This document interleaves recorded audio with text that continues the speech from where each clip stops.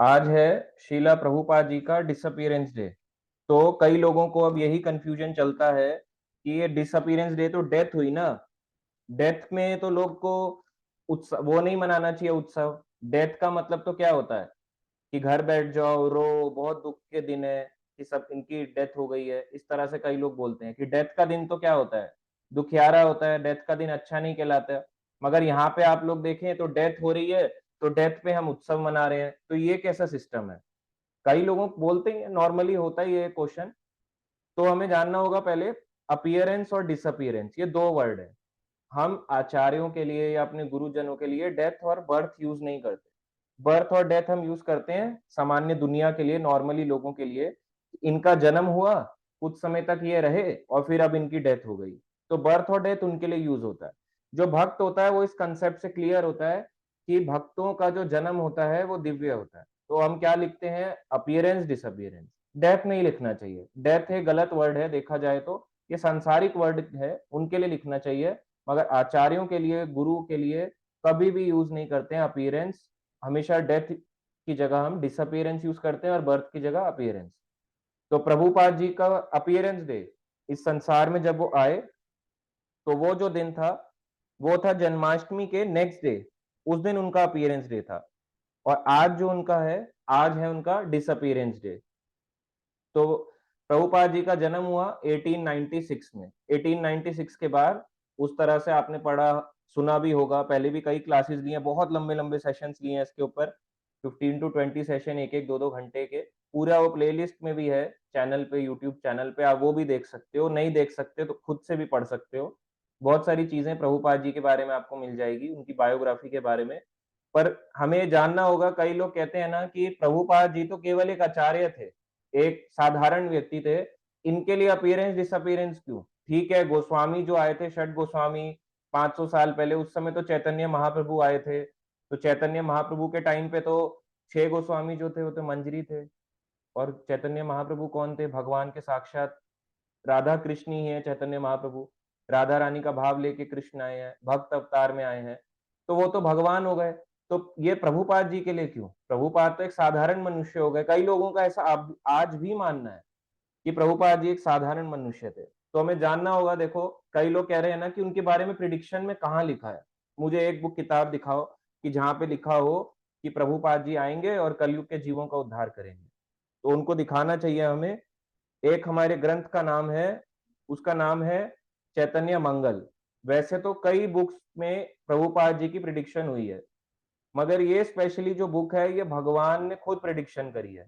एक प्रिडिक्शन आती है हमारे पुराणों में, जिसमें भक्ति महारानी कहती है कि मैं भारत भूमि, वृंदावन भूमि को छोड़ के जाऊंगी और पाश्चात्य देशों में, फॉरेन कंट्रीज में जाके बसूंगी और वहां पे लोगों को भक्ति प्रदान करूंगी। ये नारद मुनि को कहती है। एक तो वो प्राचीन कथा आती है, वो लंबी कथा है। मगर एक तो भक्ति महारानी ने बोला। तो जो भक्ति है एक महारानी है, भगवान की एक शक्ति है। तो ये कहती हैं कि मैं फॉरेन कंट्रीज में जाऊंगी, है ना। तो अब ये तो अपना छोटा सा उपदेश देके चली जाती है। ये तो पुराणों में कथा आया कि उन्होंने पहले से ही प्रिडिक्शन कर दी कि वो फॉरेन में जाएंगी। अब इस प्रिडिक्शन को पूरा करने वाला भी तो चाहिए, अपने आप तो नहीं जाएगी भक्ति। तो अब चैतन्य महाप्रभु जब 500 साल पहले आए, अब चैतन्य महाप्रभु कौन है, स्वयं भगवान कृष्ण राधा रानी का भाव लेके भक्त अवतार में आए हैं। लगते भक्त जैसे थे, मगर भक्त जो थे उनमें भक्त के गुण भी उतने ही थे और भगवान के गुण तो ऑब्वियसली होंगे क्योंकि भगवान कृष्ण स्वयं है। और राधा रानी के भाव में है, तो इतने भाव में जो कोई भी जीव प्रकट नहीं कर सकता, उस भाव को प्रकट करा करते थे।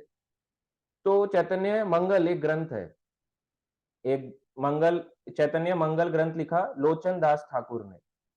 इसके 4 पार्ट्स हैं चैतन्य मंगल में। जैसे चैतन्य चरितामृत इस्कॉन में मिलता है, वैसे चैतन्य मंगल भी मिलता है। चैतन्य चरितामृत किसने लिखा, कृष्णदास कविराज गोस्वामी महाराज। कहाँ पे, राधा कुंड पे। ये फर्स्ट टाइम लिखा गया तो बंगाली में लिखा गया। ऐसे ही चैतन्य मंगल भी फर्स्ट टाइम लिखा गया तो बंगाली भाषा में लिखा गया। तो चैतन्य मंगल के 4 पार्ट्स हैं, आदि खंड, मध्य खंड, अंत्य खंड, सूत्र खंड। इस तरह से 4 पार्ट्स में डिवाइडेड है। तो सूत्र खंड चैतन्य मंगल, सॉन्ग नंबर 12 यानी 12वां नंबर गीत, टेक्स्ट नंबर 564 यानी श्लोक नंबर 564 और 565। क्या कह रहे हैं, चैतन्य महाप्रभु उवाचा, चैतन्य महाप्रभु ने कहा, क्या कहा? एबे नाम संकीर्तन तीक्ष्ण खड़गालान अंतर असुर जीवेर पुलिका कटिया पेलीबा कटिया यदि पापी छड़ी धरना दूर देश आया मोर सेनापति भक्त यही केता थाया। क्या कहते हैं इसका मतलब? एबे नाम संकीर्तन तीक्ष्णा खड़गा लाना, इसका मतलब है टेकिंग द शार्प स्वॉर्ड, है ना, तीक्ष्ण तलवार लेके आएंगे।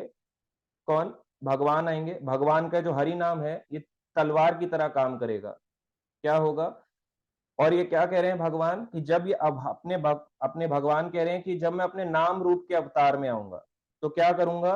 लोगों की जो मेंटेलिटी में गंदा कचरा भरा हुआ है ना, आसुरिक कचरा भरा हुआ है ना, और इसको मैं डिस्ट्रॉय करूंगा और उनके हार्ट को प्योर करूंगा। ये चैतन्य महाप्रभु ने कहा। आगे महाप्रभु कहते हैं अगले श्लोक में कि अगर कोई लोग जो होंगे, क्योंकि मेरा काम होगा उनको हरि नाम संकीर्तन देना, संकीर्तन के माध्यम से, हरि नाम के माध्यम से मैं उनके अंदर प्रवेश करूंगा और उनके हार्ट के अंदर का, मन के अंदर का मैल धो डालूंगा। जब ये धुल जाएगा तो वो शुद्ध भक्त बनेगा, तब उसका हार्ट प्योर होगा। और कहते हैं यदि कोई पापी व्यक्ति, है ना, सारे जो धार्मिक सिद्धांतों को छोड़ के, भारत को छोड़ के बाहर के देशों में बस जाता है ना, तो मेरा एक मोर सेनापति भक्त, मेरा एक कमांडर इन चीफ यानी सेनापति भक्त आएगा और वो उनको जाके कृष्ण भक्ति का प्रचार करेगा और उनको भक्त बनाएगा। तो देखो महाप्रभु की प्रिडिक्शन हुई और प्रभुपाद जी आए। हरि हरि बोल। तो महाप्रभु ने पहले ही प्रिडिक्शन कर दी थी। आप इसको लिखो, आपको लिखना चाहिए। कहा? चैतन्य मंगल सूत्र खंड song number 12 text number 564 565 Chaitanya Mahaprabhu ने कहा चैतन्य मंगल में। अगर शॉर्ट में इतना भी लिख दोगे तो सोचो, यहीं से ही पता चल गया कि चैतन्य मंगल जो है एक प्रमाणिक ग्रंथ है, इसको कोई काट नहीं सकता।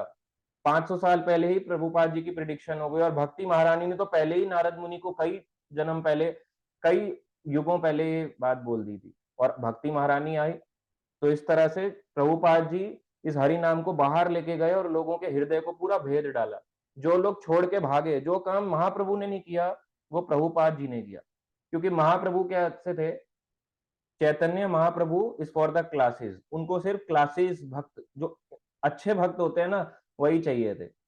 और Nityananda Prabhu is for the masses, Nityananda Prabhu को हर तरह के लोग मिल जाते थे, वो हर किसी को अपनी शरण में ग्रहण करते थे। ऐसे ही प्रभुपाद जी थे, वो किसी को मना नहीं करते थे, सबको खुशी खुशी अपने आंदोलन में जोड़ लेते थे। किसी को मना नहीं करते थे ये हमारे आंदोलन के लायक नहीं है, सबको, किसी को भी जाके ऐसा नहीं छोड़ते थे कि किसी को प्रचार नहीं करना। ऐसा कोई उन्होंने अपना मौका नहीं छोड़ा प्रभुपाद जी ने जिस समय उन्होंने प्रचार ना किया हो। तो प्रभुपाद जी के बारे में बताते हैं। तो जब वो विदेशों में थे, यानी कि उस समय थे वो प्रभुपाद जी बंबई में। तो बंबई में प्रभुपाद जी से भक्तों ने पूछा कि कई लोग कहते हैं कि, है ना, आपका जो आंदोलन है ये छोटे छोटे बच्चों को खींच लेता है। आज भी होता है, कई लोग कहते हैं, हमारे साथ माता जी हैं, वो कहती कि हमारे साथ एक भक्त हैं, है ना, उनके आप पड़ोस में भक्त बन गए होंगे, वो इस्कॉन के संपर्क में आके बाद में ब्रह्मचारी बन गए। तो उससे परिवार वालों को बहुत बुरा लगा। वो जयपुर के भक्त थे, ब्रह्मचारी बन गए। अब आगे उनके परिवार वालों को बुरा लगा, रोने लग गए। तो ये आस पड़ोस के लोगों ने देखा, तो आस पड़ोस के लोग बोलने लग गए, है कैसा बेटा है, माँ बाप पे रिस्पॉन्सिबिलिटी आई, कमाने का समय आया गया तो ब्रह्मचारी बन के भाग गया। तो अब उनको समझाना चाहिए। प्रभुपाद जी ने क्या बोला? प्रभुपाद ने कहा, जब मैं पूरे भारत में प्रचार कर रहा था, मैं सबको कहता था कि मुझे केवल एक पुत्र दे दो। एक भी व्यक्ति राजी नहीं हुआ। लोग कहते थे स्वामी जी इससे क्या लाभ होगा, है ना, क्या लाभ होगा, क्या फायदा होगा। आजकल आप लोग भी क्या कहते हो? मेरा बेटा इंजीनियर बने, मेरा बेटा डॉक्टर बने, मेरा बेटा क्या बने, लॉयर बने, अच्छा पैसे कमाने वाला बने, सब कुछ बने। मगर कोई चाहता है कि ब्राह्मण या वैष्णव बने? कोई नहीं चाहता। कोई देगा? आज के समय में हम कहेंगे आप अपने बेटे को भक्त बना दो, बहुत अच्छा कार्य करेगा। कहेंगे अरे भक्त बन जाएगा, हमारी सेवा कौन करेगा? तो इसमें समझने की बात है। मान लो आपने अपने बच्चे को खिलाया पढ़ाया बड़ा किया, मैं एक मेल प्रभु जी का एग्जाम्पल ले रहा हूँ। आपने उनको खिलाया पिलाया बड़ा किया, मान लो उन्होंने अपनी पसंद से शादी कर ली। पेरेंट्स ने बोला बच्चा भक्त था, मगर बड़े होते होते वो भक्ति को छोड़ गया और अपने हिसाब से लड़की से शादी कर लेता है। और लड़की कहती है कि मुझे तुम्हारी प्रॉपर्टी का हिस्सा चाहिए और अलग हो जाऊंगी। अलग हो जाने के बाद क्या होगा? प्रॉपर्टी का डिवीजन। इतना पैसा कमाया और बाद में डिवाइड ही होना था, तो इससे तो अच्छा पहले ही अलग कर लेते।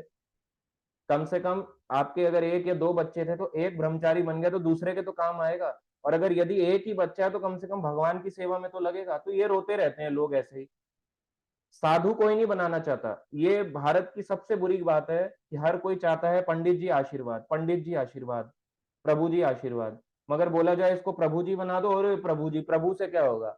अरे लोग आपकी रिस्पेक्ट करेंगे, लोग आपके प्रवचन सुनने आएंगे, लोग आपको प्रणाम करेंगे, आप उनको प्रणाम करोगे, तो ये क्या कम रिस्पेक्ट है? आपको क्या रिस्पेक्ट चाहिए? ऑफिस जाएगा बैग लटका के यूं, सीईओ भी होगा। जैसे मैं पहले जहां ऑफिस में काम करता था ऐसे आता था, वहां पे कंपनी का बॉस ऐसे आता था और ऐसे करके यूं जाके, और ऐसे करके यूं ऐसे करके पान के थूक लगाता था वो, ऐसे करके जो डस्टबिन मिल जाए, सारे डस्टबिन लाल रहते थे आसपास के। तो बताओ कितना अच्छा कल्चर है। आप यही इसलिए बड़े हो रहे थे कि आप एक ऑफिस में जाओगे और वहां पे आपको एक बॉस मिलेगा और यूं ऐसे करके पान के थपके लगाएगा, या आपको गाली गलौज करेगा, या तू तड़ाक करके बात करेगा।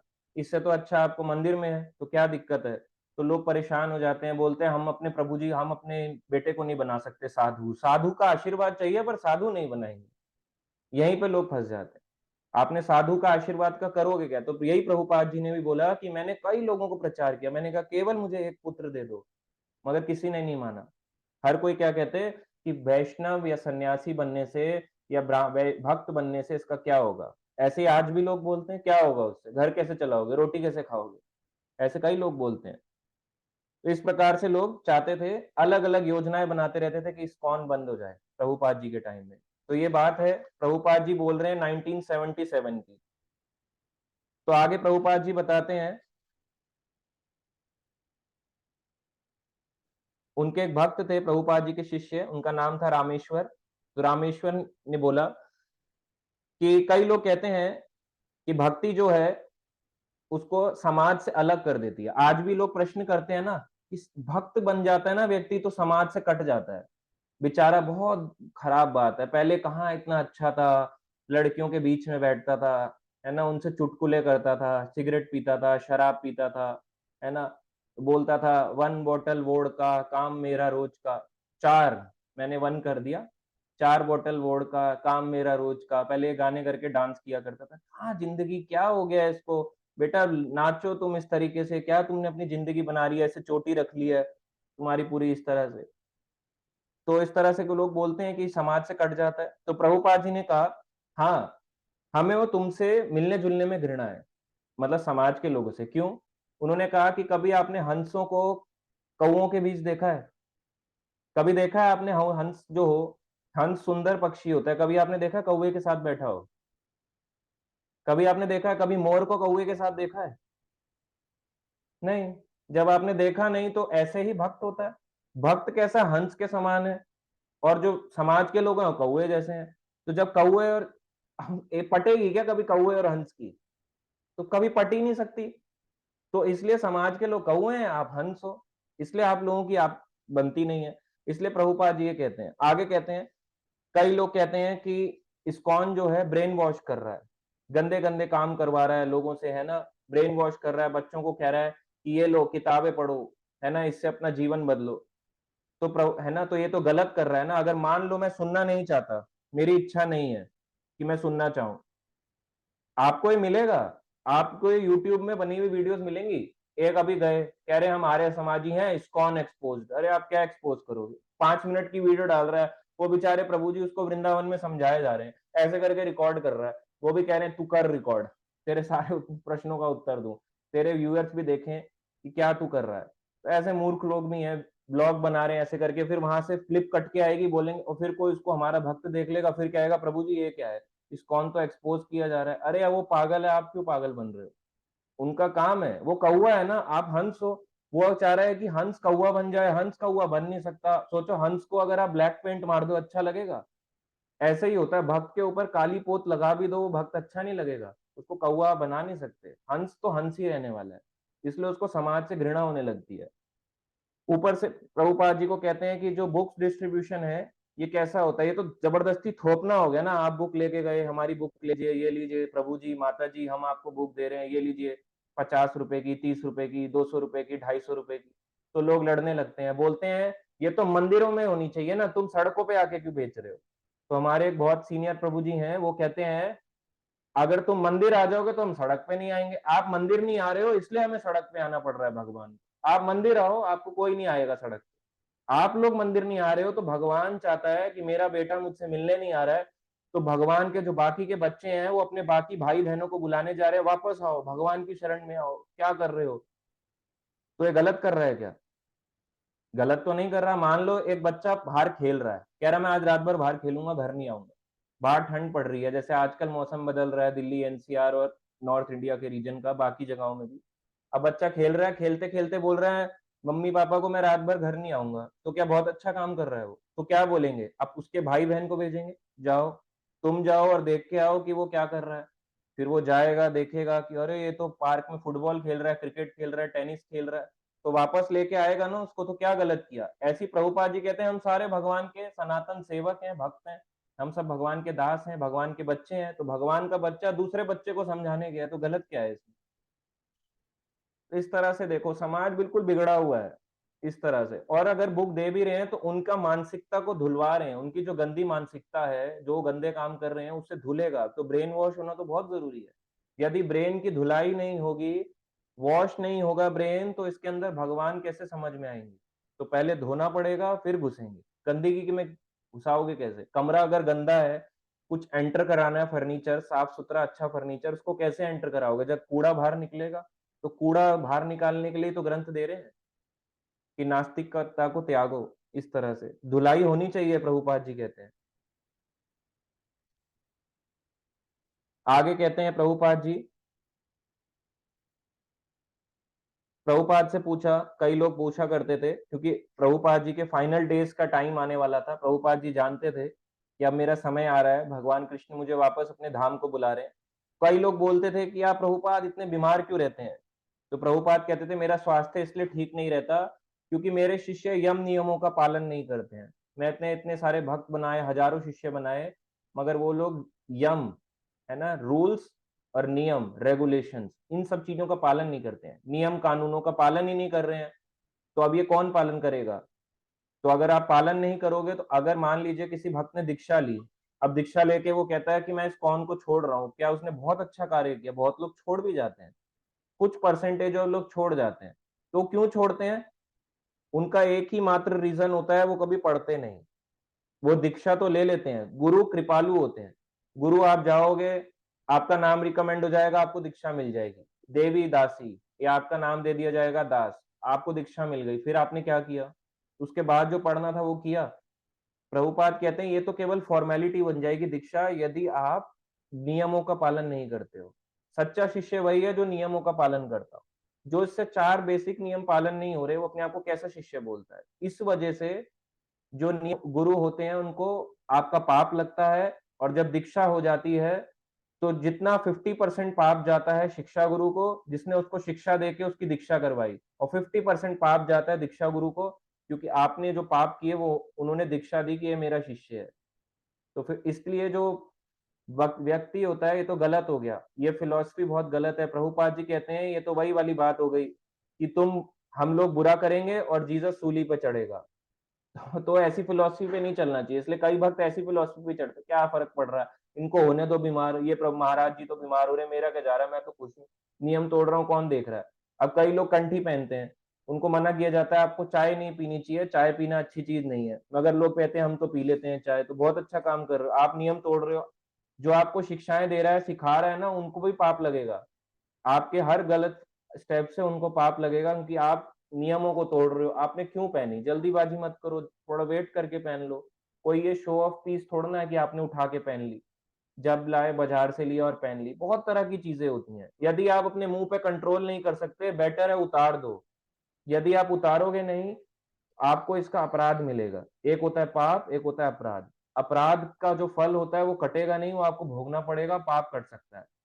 तो ये भी एक वो है, अपराध है जो हरे कृष्ण महामंत्र जप कर रहे हैं, कि हम नाम के बल पे पाप करना, कि मैं हरे कृष्ण महामंत्र करता हूँ, थोड़ा खा लेता हूँ, कुछ दिखा अच्छा सा खा लिया, ऐसे करके बोला, ऐसे डुबकी लगाई चाय में, चाय पी ली, कौन देख रहा है? सब देख रहे हैं, आप किसको झूठ बोल रहे हो? जिनको आप कह रहे हो भगवान भगवान, भगवान आपके हृदय में बैठ के एक एक चीज देख रहा है, आपका सब कैप्चर हो रहा है कि आपने क्या क्या किया। फिर मरते समय मत बोलना हम प्रेत क्यों बन गए अगले जीवन में।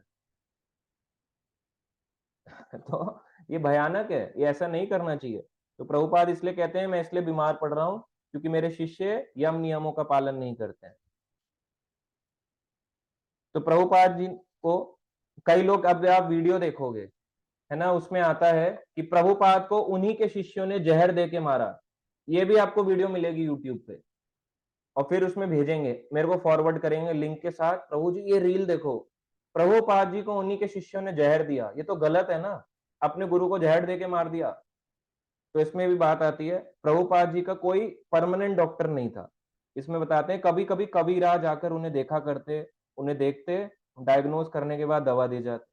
प्रभुपाद जी उसे कभी भी गंभीरता से नहीं लेते थे और उनको इस योग्य नहीं मानते थे कि वो उसको ठीक कर सके। प्रभुपाद कहते थे जो होना है वो होगा, इसमें डॉक्टर कुछ नहीं कर सकता। देखो कितनी हाई थिंकिंग है। अभी आप बीमार हो जाओगे तो क्या बोलोगे, डॉक्टर ही ठीक कर सकता है, भक्त भी यही बोलेंगे कि दवाई ले लो। प्रभुपाद जी कहेंगे है ना, हर बात कृष्ण के अधीन है, उसे डॉक्टर नहीं बदल सकता। डॉक्टर क्या बदल लेगा दवाई देके। भगवान कहते हैं मेडिसिन भी मेरे ही द्वारा काम करती है, डॉक्टर क्या कर लेगा, जो घटना है वो घटेगा। ये तो केवल हम एक कंपैशन भावना से बोल देते हैं कि व्यक्ति ग्रुप ना छोड़ जाए। क्या पता लेफ्ट लेफ्ट थोड़ी देर में पता चला, अभी मैंने ग्रुप खोल के देखा 4 लेफ्ट 5 लेफ्ट। तो डॉक्टर का भी अपना रोल है। हो सकता है डॉक्टर उसका इंस्ट्रूमेंट, वही इंस्ट्रूमेंट बन के आ जाए। तो इसलिए भक्त बोलते हैं हो सकता है वो इंस्ट्रूमेंट का जो कार्य करना हो वो डॉक्टर नहीं करना हो उससे। इसलिए हम बोलते हैं कि शायद जो ठीक होने का रास्ता है वो डॉक्टर ही हो, क्योंकि जो इंस्ट्रूमेंट होता है, जैसे अर्जुन को भगवान ने कहा कि तुम तो केवल निमित्त मात्र हो, ऐसे ही हो सकता है डॉक्टर निमित्त मात्र हो, उससे उसका इलाज होना हो, तो इसलिए बोला जाता है। तो ये नहीं कि दवाई नहीं खा रहे और मर जाए, ये मूर्खता है। डॉक्टर के पास जाना चाहिए। ये जो प्रभुपाद जी कह रहे हैं ये अपने लिए कह रहे हैं, सबके लिए नहीं कह रहे। हर स्टेटमेंट सबके लिए नहीं होती। आगे आता है, प्रभुपाद जी को बोलते, कई लोग बोलते हैं कि उनको उन्हीं के शिष्यों ने जहर दे के मारा। तो प्रभुपाद जी कहते थे एलोपैथी को जहर के समान। वो कहते थे कि मैं एलोपैथिक दवाई नहीं लूंगा। तो वो कविराज वैद्य राज होते हैं, आयुर्वेदिक डॉक्टर्स को बुलाया करते थे और उनके थ्रू अपना दवाई लेके इलाज कराया करते थे। मगर कई लोगों ने इसके ऊपर वीडियो बना के डाल दी। प्रभुपाद जी को कई बार एलोपैथिक डॉक्टर दिखाने लाए, उनके शिष्य थे, फॉरेन के थे। अब फॉरेन के हिसाब से तो आयुर्वेद इतना कॉमन इतना नहीं हुआ था जितना आजकल के टाइम में पतंजलि बिकता है। तो उस समय जब लेके आए एलोपैथिक डॉक्टर्स को, तो प्रभुपाद जी बहुत बीमार थे, तो एलोपैथिक डॉक्टर आए तो उनको दवाई दे रहे, ये दवाई दे दीजिए। तो प्रभुपाद जी ने कहा तुम मुझे जहर दे रहे हो। अब ये वाली वीडियो ऑडियो क्लिप कट करी कि तुम मुझे जहर दे रहे हो और उठा के यूट्यूब में डाल दी। बोला उनको उन्हीं के शिष्यों ने जहर दे के मार दिया। अब देखो कितनी मूर्खता है। आप देखो कितना कचरा कबाड़ा है यूट्यूब के अंदर, केवल कबाड़ है। अगर आप देखोगे 90% यूट्यूब के अंदर कबाड़ है। आप कुछ भी उठा के देख रहे हो भारी पड़ सकता है। गलत एक इंफॉर्मेशन आपको भक्ति से जोड़ भी सकती है और भक्ति से काट भी सकती है, एक गलत इंफॉर्मेशन। इसलिए गाइडेंस यहाँ पे जरूरी होती है। लोग कहते हैं क्या जरूरत है गाइडेंस की, यही जरूरत होती है गाइडेंस की। आपको कोई बोलने नहीं आएगा गाइड करने। जैसे अभी हमने बोला कई भक्तों को कि आप ग्रुप में ले रहिए, क्लासेस लीजिए, वो कहते हैं हम यहाँ कनेक्टेड है, हम यहाँ कनेक्टेड है, यहाँ कनेक्टेड है। तो मैंने कहा ये भी तो ग्रुप ही है। आपको क्या लगता है इस ये जो मेरे अंडर जो ग्रुप चलते हैं ये भी आश्रय ग्रुप ही है। फेब्रवरी से एक आपको पर्चा चाहिए ना आश्रय का कि लिखा हो रजत प्रभु जी उसमें ऐसे करके, वो भी आ जाएगा। फेब्रवरी तक वेट कर लो, 2 मंथ्स में आपको वो भी शो कर दूंगा। पर आप इसको समझो ये ग्रुप ही है, ये प्रॉपर वही चीज है, आश्रय सिस्टम, ये गाइडिंग सिस्टम ही है। कोई वो सिस्टम थोड़ा ना कि हम अलग चला रहे हैं वो अलग चला रहे हैं। हम चलाने वाले हैं कौन? हम तो वही बोल रहे हैं जो प्रभुपाद जी ने और बाकी सारे महाराज सन्यासियों ने सब कुछ दिया है, उनकी कृपावश और सीनियर डिवोटीज के कृपावश थोड़ा बहुत बता रहे हैं। तो वही चीज तो है। तो आपको जोड़ तो रखा है प्रॉपरली परंपरा से। तो कई लोगों को डिफरेंस कंफ्यूजन होती है। तो गाइडेंस हर पल पल में जरूरी है। यदि आपको नहीं मिलेगी, आप उस वीडियो को देखोगे मन में भ्रम बैठ जाएगा कि उनके शिष्यों ने जहर देके मार दिया। कल को हमारे को भी ये रजत प्रभु जी जहर देके मार न डाले, कहीं हमें बुलाएं, पता चले पानी में ऐसे करके ऐसे खाने में कुछ नशे की गोली मिलाई खिला दी और इस्कॉन द्वारका में पता चला कई लोग चल बसे। तो ये भी है, मैं आपको बताऊं ऐसे भी थिंकिंग रखेंगे कई लोग। तो इसलिए प्रभुपाद जी इसको जहर माना करते थे। तो प्रभुपाद जी चाहते थे जब इतना बीमार रहा करते थे कि जल्दी से उनको कहीं और ले जाया जाए, क्योंकि मई का मास था और बंबई में बहुत गर्मी पड़ा करती थी, जिसे आज के समय मुंबई कहते हैं। बहुत गर्मी पड़ा करती थी मई जून में। तो उसी समय मानसून भी आने वाला था। तो पहले प्रभुपाद जी कश्मीर जाने पर विचार कर रहे थे, मगर वहां की वायु जल थी वो ठंडा रहा करते थे, तो वहां पे उनको मना किया गया। तभी वहां पे गुजरात के जो थे राज्यपाल आए श्रीमन नारायण जी, और उन्होंने क्या प्रस्ताव रखा कि आप तो भारतीय हैं ना, तो इधर उधर ना जाइए। कई भक्तों ने कहा कि आप फॉरेन जाइए, अमेरिका जाइए, लंदन जाइए, वहां का हवा पानी अच्छा है। मगर राज्यपाल जी आए, इन्होंने कहा कि भारतीय अति कि जो आप भारतीय हैं तो यहीं पे रह के, यहीं पे बहुत सारी आप जगहों को जा सकते हैं, श्रीनगर, कश्मीर, देहरादून, मसूरी, शिमला, हरिद्वार, जो स्वास्थ्य के लिए अच्छा है। जैसे आजकल भी लोग हवा पानी बदलने जाते हैं ना दिल्ली से, बोलते हैं सांस नहीं आ रहा, दिल्ली में बड़ी घुटन है। वो दिल्ली एनसीआर में तो बिल्कुल पॉल्यूशन जो है 600 700 टच करता है। ऐसी हवा पानी बदलने के लिए उस समय ऐसा नहीं था, मगर फिर भी उनको बोला गया कि आप बंबई से इन जगहों की ओर जाइए, नॉर्थ साइड को। तो श्रीमन नारायण ने कहा हरिद्वार का जल अच्छा है, पर वहां से भी अच्छा ऋषिकेश रहेगा, क्योंकि हरिद्वार कैसा है, ज्यादा क्राउडेड है। तो इसलिए उन्होंने बोला, सजेस्ट किया कि आप ऋषिकेश को जाइए। तो पहला जो सप्ताह था, प्रभुपाद जी ऋषिकेश गए, पहला सप्ताह उनका बहुत ही अच्छा बीता। आगे जाके 8वां दिन आया, तो वहां पे ऋषिकेश में तूफान आया। तो उसी समय तूफान आने के में उनका जो स्वास्थ्य था खराब होने लगा, और वो चाहते थे, प्रभुपाद जी चाहते थे कि इसी समय अब मैं इस संसार से विदा ले लूं। तो प्रभुपाद जी ने क्या किया, उसी समय बोला कि चलो मुझे नदी पार करके ले जाओ, है ना, और वहां से कुछ जल ले लेना, आप ऋषिकेश का अपने साथ जल लेके चले जाना, गंगा जी का। तो अचानक से बताते हैं, रात में 1:30 बजे प्रभुपाद जी ने घंटी बजाई और तमाल कृष्ण तथा क्षीर चोर गोपीनाथ दौड़ आए। एक तो भगवान को भी क्षीर चोर गोपीनाथ या खीर चोर गोपीनाथ बोला जाता है, एक प्रभुपाद जी के शिष्य भी थे खीर चोर गोपीनाथ दास। तो तमाल कृष्ण महाराज और चोर खीर चोर गोपीनाथ दास, तो ये आए। तो इन्होंने बोला, प्रभुपाद जी ने कहा यदि मेरे मरने का समय आ ही गया है तो तुम मुझे वृंदावन में मरने दो। उन्होंने बोला अपने दोनों शिष्यों को कि मुझे यहाँ भी नहीं रहना, ऋषिकेश, यहाँ का जो है तूफान है, मैं इसको झेल नहीं पा रहा हूँ, मेरी तबीयत दिन भर दिन खराब होती जा रही है, यदि मेरा अंत समय है तो आप मुझे वृंदावन की ओर ले जाओ।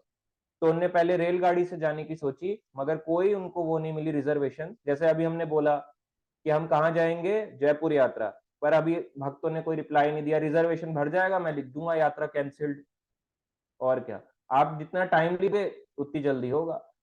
ये जस्ट एग्जांपल के लिए बोला है। तो ऐसे ही प्रभुपाद जी को रिजर्वेशन नहीं मिला, तो बाय कार फिर उनको ऋषिकेश से वृंदावन लेके गए। तो जैसे ही वो दिल्ली से आगरा की सड़क को मिले, तो प्रभुपाद जी ने पहली बार पत्थर पर लिखा हुआ देखा। जब दिल्ली से आगरा की ओर जाते हैं, वहां सड़क से मुड़ते हैं, तो वहां पे लिखा था भक्ति वेदांत स्वामी मार्ग। तो इसको देख के प्रभुपाद जी बहुत खुश हुए, और जब वृंदावन पहुंचे तो वहां पे गुरुकुल के बालक थे, पूरी कीर्तन मंडली थी, और वहां पे प्रभुपाद जी के 4 शिष्य उन्हें पालकी से लेकर अंदर हॉल में गए। जब वो उतरे, और सबसे पहले प्रभुपाद जी ने कृष्ण बलराम, जो स्वयं शिला प्रभुपाद जी ने रमन रेती पे इस्कॉन वृंदावन बनाया, जहाँ पे कृष्ण बलराम कुश्ती करा करते थे, है ना, इस तरह की लीलाएं करा करते थे, वहीं रमन रेती से आज परिक्रमा मार्ग स्टार्ट है। प्रभुपाद जी ने कहा एक दिन ऐसा आएगा कि परिक्रमा और कहीं से नहीं, यहीं रमन रेती से ही परिक्रमा करी जाएगी। इसलिए इस्कॉन के आप देखते हो 50 मीटर आगे, 100 मीटर आगे, इस्कॉन वृंदावन के आगे परिक्रमा मार्ग स्टार्ट होता है। पहले परिक्रमा मार्ग कहीं और से था, पर बाद में प्रभुपाद जी ने पहले ही प्रिडिक्ट कर दिया कि आने वाले समय में लोग इस्कॉन से ही परिक्रमा लगाना स्टार्ट करेंगे। इसलिए इस्कॉन वृंदावन के 50 मीटर आगे से ही, जस्ट कितना, मतलब हार्डली आधा मिनट के रास्ते से ही परिक्रमा मार्ग स्टार्ट हो जाता है। तो इस तरह से प्रभुपाद जी ने वहां पे कृष्ण बलराम मंदिर जब स्थापित किया, उन्हीं कृष्ण बलराम के दर्शन किए। प्रभुपाद जी कह रहे थे, अब जो है उन्होंने जितना भी जो कुछ कहना था अपनी किताबों में कह दिया है। उनके पास और कोई, वो चाहते थे कि अब जो कहना था अब तुम इन बुक्स को यूटिलाइज करो। मेरा काम था किताबों को लिखना, शास्त्र लिखना, अब तुम्हें इन्हें यूटिलाइज करना है। तो प्रभुपाद जी ने 4 चीजें कही। Books are the basis. पहला था, प्रभुपाद जी ने कहा बुक्स आर द बेसिस। आगे प्रभुपाद जी ने कहा कि पुस्तक ही आधार है। आगे कहा यूटिलिटी इज द प्रिंसिपल, है ना, कि किस समय क्या चीज को यूज करना है, यूटिलिटी इज द प्रिंसिपल। आज के समय में प्रभुपाद जी के एक शिष्य हैं जो इस्कॉन वृंदावन रहते हैं, उनका नाम है श्रुत कीर्ति प्रभु। बहुत ही सीनियर है, बहुत सीनियर है इस्कॉन में, वो गृहस्थ हैं। तो श्रुत कीर्ति प्रभु उस समय ब्रह्मचारी हुआ करते थे। तो प्रभुपाद जी ने कहा, तो ब्राह्मण दीक्षित भक्त थे, यानी प्रभुपाद जी ने उनको 2 दीक्षाएं दी थी। फर्स्ट इनिशिएशन, सेकंड इनिशिएशन जिसमें जनेयू दिया जाता है, तो जनेयू भी धारण करते थे और ब्रह्मचारी थे। तो प्रभुपाद जी जब लेक्चर दे रहे थे, तो जो माइक था बार बार ऐसे गिर रहा था। प्रभुपाद जी जैसे कुछ बोलने लगे तो एकदम से माइक ऐसे टेढ़ा हो जाता। तो उनने श्रुत कीर्ति प्रभु को ऐसे करके कहा, है ना, श्रुत कीर्ति प्रभु गिव मी योर ब्राह्मण थ्रेड इनिशिएशन, ब्राह्मण इनिशिएशन थ्रेड। वो कह रहे कि ये मेरे से जनेयू क्यों मांग रहे हैं, शायद मैंने बहुत बड़ा कोई अपराध कर दिया है कि मुझसे जनेयू मांगा जा रहा है। तो प्रभुपाद ने कहा गिव मी, तो उस तरह से जनेयू दे देते हैं, डर जाते हैं कि मुझसे क्यों मांगा जा रहा है। तो जनेयू, जो माइक ऐसे गिर रहा होता है उसको पकड़ते हैं और जनेयू से ऐसे ऐसे करके बांध देते हैं। प्रभुपाद जी कहते हैं कि जो हरि कथा है ये जनेयू से भी बढ़ के है। जनेयू तो तुम दोबारा, मैं तुम्हें और जनेयू दे सकता हूँ, मगर इस समय हरि कथा हो रही है तो जनेयू और मिल जाएंगे। तो इसलिए यूटिलिटी इज द प्रिंसिपल। आपको देखना है कि सबसे बेस्ट प्रिंसिपल कौन सा, हरि कथा, उसके बाद फिर बाकी लोअर प्रिंसिपल। अगर कथा ही छूट रही है, आप क्या कर रहे हो, बोल रहे हो मैं ये कर रहा हूँ, मैं डीटी वर्शिपिंग कर रहा हूँ, शाम शाम को आरती कर रहा हूँ, मंदिर दर्शन गया था, ये सब तो आगे पीछे भी कर लोगे, 30 डेज है, आप आगे पीछे कर लो, एक दिन आगे पीछे कर लो, किसी दिन दर्शन ही तो करने, आप आगे पीछे कर सकते हो, मगर हरि कथा को मत छोड़ो, ऐसा समय ना जाए कि कथाएं छूट जाएं। तो ये यूटिलिटी इज द प्रिंसिपल। और बुक्स आर द बेसिस, यानी कि जो भी आपको जानना है उस हर चीज का प्रमाण बुक में होना चाहिए, नहीं है तो वो झूठ भी हो सकता है। अगर प्रूफ कोई दिखा रहा है तो बात सत्य है, अदरवाइज नहीं। आगे प्रभुपाद जी कहते थे प्यूरिटी इज द फोर्स, कि जितनी आप स्वच्छता रखोगे अपने अंदर उतना आपको फोर्स मिलेगा काम करने का। यदि आप नहाते हो तो आपका खुद ही मन करता है ना, पूजा कर लूं, चैंटिंग कर लूं, बुक पढ़ लूं, ये कर लूं। तो जितनी आप में प्यूरिटी रहेगी, साफ सुथरा रहोगे, उतना आपको फोर्स मिलेगा। और चौथा, प्रभुपाद जी ने कहा प्रीचिंग इज द एसेंस, प्रचार ही सार है। जितना आपने सीखा, अब आपका कार्य है एक आध दो भक्तों को, दो लोगों को जाके समझाओ जो आपने सीखा है। यही सार है भक्ति का, प्रचार करना। तो प्रभुपाद जी ने तमाल कृष्ण गोस्वामी को बुलाया और कहा कि दो बातें हैं जो मैं तुमसे कहना चाहता हूं, जीवन, जीवित रहने का प्रयास और मरने की तैयारी, है ना। तो ये दो चीजें हैं, जीवन जीने की कला और मरने की तैयारी। मैं तुमसे कहना चाहता हूं कि दो लाइफ की बहुत इंपॉर्टेंट टीचिंग्स है।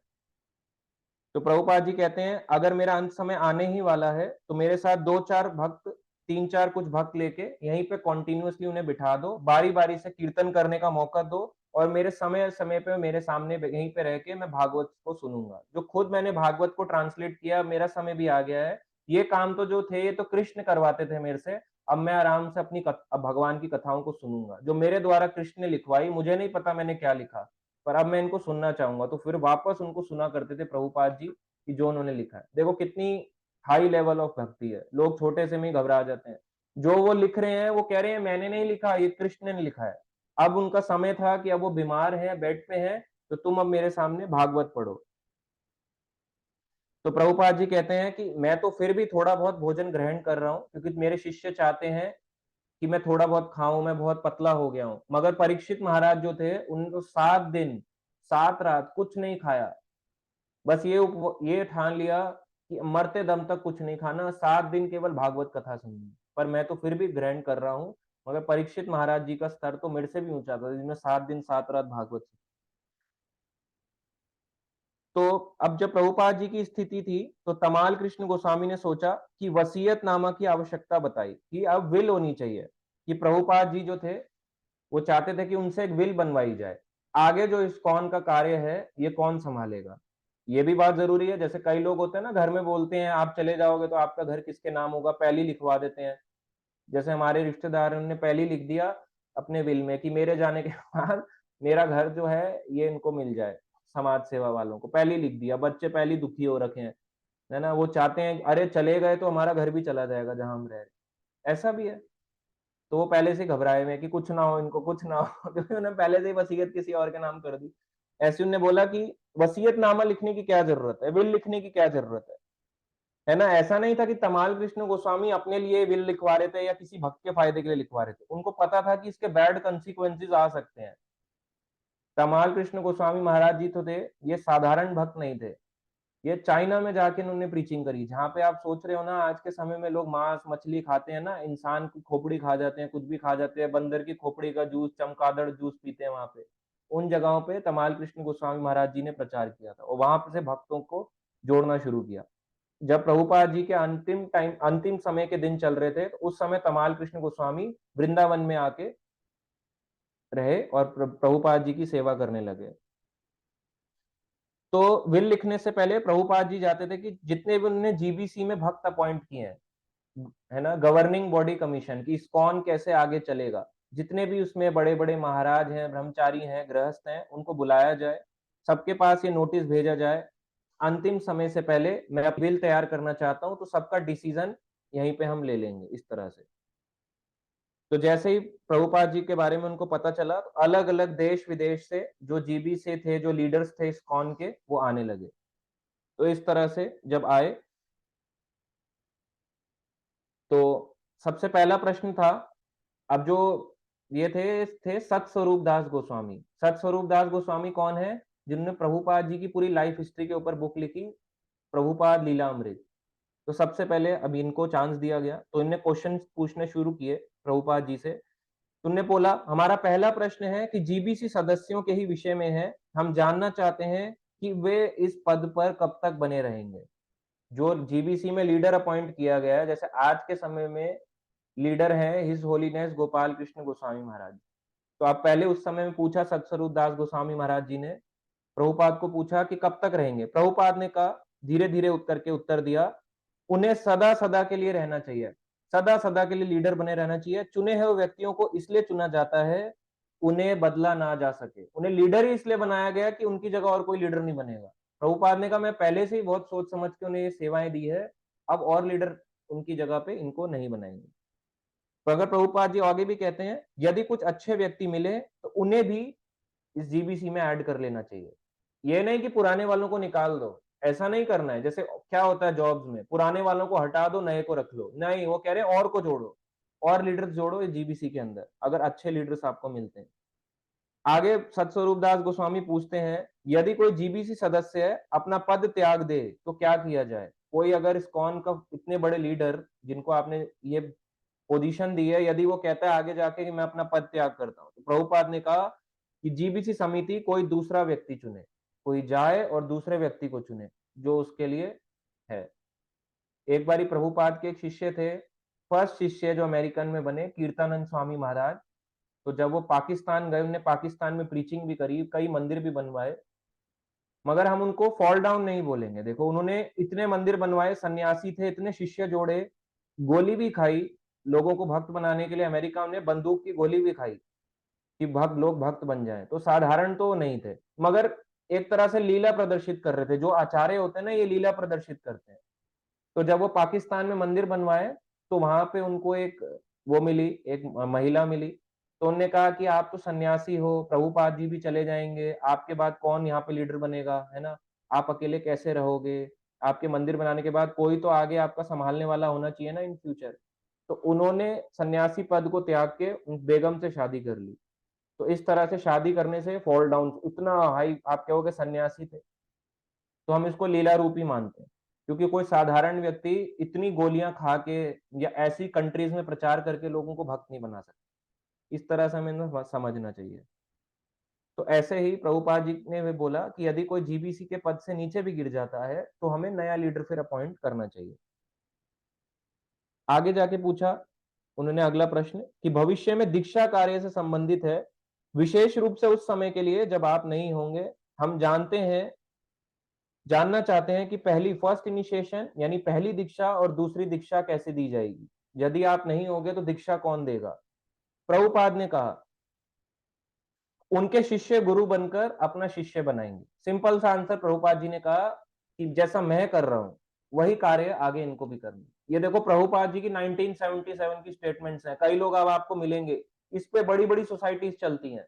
जानना चाहोगे नाम? अक्षय पात्रा, जिनका आप देखते हो इस्कॉन बैंगलोर के नाम से चलाता है। Akshay Patra, ISKM, HKM societies खुली हुई है बड़ी बड़ी। आप क्या होगे, ये भी तो इस्कॉन जैसे ही है। हाँ, है तो इस्कॉन जैसे ही, मगर दीक्षा का प्रोसेस मैं आपको बताऊं, हम किसी को वो नहीं कर रहे हैं, पर आपको रियलिटी पता होनी चाहिए। दीक्षा के प्रोसेस में आता है कि आपके सामने कोई लिविंग गुरु होना चाहिए। अब कई लोग कहते हैं प्रभुपाद जी भी तो लिविंग थे। आप सोसाइटीज वाले, उनकी सोसाइटीज कहते हैं प्रभुपाद जी तो लिविंग है, डेड कब हुए? तो हमने कब डेड कहा? हमने ये कहा कि आपकी जो गलतियां हैं, कमियां हैं, उसको नोटिस करने के लिए कोई व्यक्ति चाहिए। प्रभुपाद जी तो कृपालु है ना, वो तो विग्रह रूप में है। आपकी गलतियां, आपकी कमियां बताएगा कौन? प्रभुपाद जी ऐसे करके अपनी पोजीशन, अपनी उससे तो खड़े नहीं हो जाएंगे अपने आसन से और बोलेंगे कि तुम गलतियां कर रहे हो। आचार्य या भगवान किसी के मुंह से ही तो बुलवाएंगे ना, किसी और को अपॉइंट करके उनके मुंह से बुलवाएंगे। तो इस तरह से ये कार्य होता है। ऐसे ही तो अभिमन्यु जो मैं उनका नाम भूल रहा हूँ, एकलव्य, हाँ एकलव्य जो थे, एकलव्य ने गुरु द्रोणाचार्य का पत्थर की मूर्ति बना ली, उनको बोल दिया कि ये मेरे गुरु हैं। उन्होंने स्वीकार नहीं किया है, मगर खुद बोल दिया पत्थर की मूर्ति बना के कि ये मेरे गुरु हैं। तो उन्होंने अपने आप बोल दिया, और अपने आप बोलने से क्या हुआ? एकलव्य को स्वीकार किया, द्रोणाचार्य ने नहीं किया। अपने आप से कोई ऐसे स्वीकार नहीं करता कि अपने आप ही बोलो कि मैं इनका शिष्य हूँ। इसी तरीके से क्या हुआ, प्रभुपाद जी के जाने के बाद हुआ भी, उस लेटर का कई लोगों ने मिसयूज किया, उससे पूरी सोसाइटी बना दी। उनने बोला कि प्रभुपाद जी की जो सोसाइटी है ये गलत चलती है, इस्कॉन, हम अपनी सोसाइटी खोलेंगे, जिनका नाम मैंने आपको बताया है ना। तो इस तरह से आप देख सकते हैं, अरुणांशु प्रभु जी ने एक का नाम भी लिखा है। तो इस तरह से ये नाम बने गए। तो ये जब नाम बने, इनके साथ साथ इन्हें दीक्षा का प्रोसेस इस तरह से गया, प्रभुपाद जी से ऐसे करके दीक्षा में क्या होता है कि गुरु उस पे हरे कृष्ण महामंत्र की एक माला करता है, और फिर गुरु उनको प्रदान करता है, और वो उनसे वचन लेता है, अग्नि जलाई जाती है ना, वेदी बनाई जाती है, अग्नि जलाई जाती है, उनसे वचन लेता है कि आपको चार जो है इसके नियम लाइफ टाइम फॉलो करने हैं, जो आप फॉलो करते आ रहे हो वही आपको जिंदगी भर फॉलो करने हैं, और आपको प्रतिदिन 16 माला करना है। ये प्रभुपाद जी ने रिक्वेस्ट करते थे, सबसे बोलते थे। अब यही चीज क्या हुआ, प्रभुपाद जी के जाने के बाद कई लोगों ने जो अपनी सोसाइटीज बनाई, तो ये कारण होता है इसका जेलेसी, इस्कॉन कैसे आगे बढ़ सकता है। उस वजह से इस्कॉन के ही कुछ डिवोटीज ने मिलके इनकी सोसाइटीज को क्रिएट कर डाला। जो हाई पोजीशन पे थे उन्होंने अपनी सोसाइटी बना दी। इसलिए आप सोचते हो कि 20 साल के बाद किसी का फॉल डाउन नहीं हो सकता, किसी का भी हो सकता है। एक ही और एकमात्र कारण है, वो है faith. Faith on scriptures, faith on Sadhu, faith on गुरु। जहां आपका फेथ गुरु हो गया, साधु गुरु शास्त्र, कोई भी बात अगर आपको जानना है तीनों तरफ से टैली करो, भक्त क्या बोल रहा है, गुरु क्या बोल रहे हैं, और आपका शास्त्र क्या बोल रहे हैं। यदि ये तीनों चीजें आपस में मिलती है तो ठीक है। सबसे प्रमाणिक चीज है शास्त्र। अगर वो बुक में लिखा है तो बुक्स आर द बेसिस, नहीं लिखा तो गलत है। ऐसे ही सोसाइटीज बनती हैं। वो क्या करते हैं, 6 महीने हो गए, 4 नियम पालन करते हो, प्रभुपाद जी से टच कराएंगे और आपको हाथ में दे देंगे, बोलेंगे आपका नाम है देवी दासी, आपका नाम कृष्णदास, रामदास। इस पे बड़ी बड़ी सोसाइटीज चलती है एज इट इज।